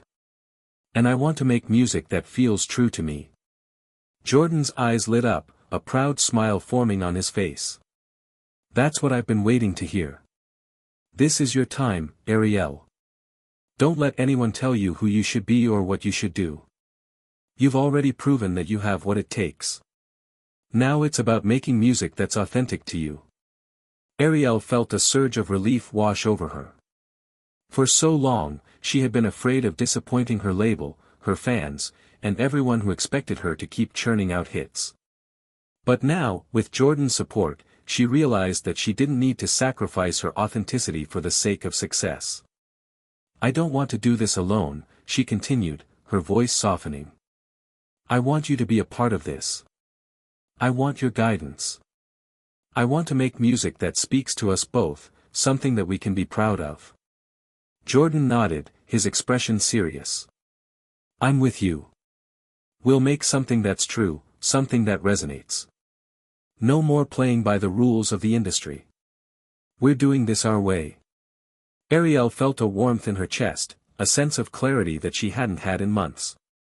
This was the direction she had been waiting for. It wasn't about chasing the next big hit or pleasing the critics. It was about following her heart, and creating something that was hers and hers alone. Over the next few weeks, Ariel and Jordan dove deep into the process of creating her next album. They spent hours in the studio, experimenting with new sounds, writing lyrics that spoke to Ariel's journey, and collaborating in a way that felt natural and real. The pressure of the label's demands still loomed over her, but Ariel was determined to stay true to herself. This album wasn't just about making music, it was about reclaiming her narrative and her voice. The album, which they decided to call True Colors, was a reflection of everything Ariel had been through, the struggles, the triumphs, the doubts, and the dreams. Each song was a piece of her soul, a raw and honest expression of who she was at that moment in time. It was her way of showing the world that she wasn't afraid to be herself. When the album was finally finished, Ariel felt an overwhelming sense of pride. It wasn't perfect, and it didn't follow any of the rules that the industry usually set, but it was hers. And that was enough. The release day arrived, and Ariel stood in front of a small group of friends and family at an intimate listening party. As the first notes of the album played, she closed her eyes and let the music wash over her. She had poured her heart into every song, and now, it was out there for the world to hear. When the last track finished, the room erupted into applause. Ariel opened her eyes, her heart full. She had done it. She had made the music she was meant to create, and it felt like a weight had been lifted off her shoulders. Later that evening, she sat down with Jordan and her closest friends, feeling a sense of peace that she hadn't felt in a long time. "This is just the beginning," she said, looking around at the people who had supported her through it all. "There's still so much I want to do, so much I want to say. But for the first time, I feel like I'm exactly where I'm supposed to be." Jordan raised his glass in a toast. "To the next chapter." Ariel smiled, raising her own glass. "To the journey." As the night wore on, Ariel looked around at the people who had helped her find her way. She had come so far, from the girl who had been afraid to sing, to the woman who now stood on her own terms, ready to take on whatever the future held. And as she listened to the sound of her music playing in the background, Ariel knew that her journey was far from over. In fact, it was only just beginning. Ariel stood backstage, the lights from the stage flickering just beyond the curtain. She could hear the faint hum of the audience, the excitement building with every passing second. Tonight was different. Tonight was the night she had dreamed of for so long, the night she would perform in front of a crowd that wasn't just there for the spectacle, but there for her. There to hear her story, her music, her truth. As she adjusted her microphone and took a deep breath, the memories of everything that had led her here rushed through her mind. From the small-town girl with a big dream, to the days of feeling invisible, to the moment she had stepped onto the American Voice stage and found her voice. And now, here she was, standing on the brink of something bigger than she had ever imagined. But this night wasn't just about the music. It was about the journey. It was about what she had learned along the way. About how far she had come, not just as an artist, but as a woman who had faced her doubts, her fears, and her insecurities, only to rise above them. The applause grew louder, and the lights suddenly flashed to full brightness, signaling that it was time. Her heart raced in her chest, but she held her head high. She was ready. The stage manager gave her the nod, and Ariel stepped out into the spotlight. The crowd's cheers enveloped her, their energy almost tangible. She smiled, her heart swelling with emotion as she adjusted her microphone and took her place at the center of the stage. This was it. The culmination of everything she had worked for. The band kicked into gear, the first chords of the opening song filling the venue. It was a song from her new album, True Colors, a song that told the story of her transformation. As the music washed over her, Ariel closed her eyes for a brief moment, letting the familiar sound guide her. She had sung this song countless times in the studio, but tonight was different. Tonight, she was singing it to a room full of people who had supported her every step of the way. The words came easily, flowing from her lips with a sense of freedom she had never experienced before. Her voice, once timid and uncertain, was now strong and confident. The years of doubt and fear had been replaced with the knowledge that she had earned her place here. And as she sang, she looked out into the sea of faces, her fans, her family, and even a few of her old friends who had come to support her. Each one of them had their own story, their own reason for being here, and for the first time, Ariel realized that her music had touched them in ways she could never fully understand. As the final notes of the song echoed through the venue, Ariel paused, allowing the silence to settle over the crowd. And then, with a small smile, she spoke into the microphone. "Thank you," she said, her voice full of gratitude. This is the moment I've been waiting for. For so long, I didn't know if I could make it. But here we are, together. And I just want to say, thank you for believing in me. For believing in this music." The crowd erupted into applause once more, and Ariel felt tears prick at the corners of her eyes. She quickly wiped them away, not wanting to break down in front of them, but the emotion was overwhelming. This was her dream come true, and it was so much more than she had ever imagined. She took another deep breath and began the next song, a powerful ballad that had become her anthem. It was a song about resilience, about staying true to yourself even when the world tried to tear you down. And as she sang, Ariel realized that she wasn't just performing for the audience in front of her. She was performing for herself. She was singing for the girl who had been afraid to speak up, for the woman who had fought so hard to find her voice. As the night went on, each song felt like a chapter in her story, a story that had been written with every high and low, every tear and every triumph. The music was the thread that held it all together, a reflection of the strength she had discovered within herself. By the time she reached the final song of the night, Ariel was exhausted but exhilarated. The audience had been with her every step of the way, and now, as she prepared to sing her last note, she knew that this moment would be one she would carry with her for the rest of her life. The lights dimmed, and she stood alone on the stage, the spotlight shining on her as the music began softly. This song, the last track on True Colors, was the one that had started it all. It was the song that had inspired her to pursue her dreams, to keep fighting even when everything seemed impossible. And tonight, she was going to sing it with everything she had. She took a deep breath, and as the music swelled around her, Ariel sang the opening lines. Her voice was pure and strong, and as she sang, she felt every word resonate within her. It was more than just a song. It was a declaration. A promise to herself that no matter what the future held, she would always remain true to who she was.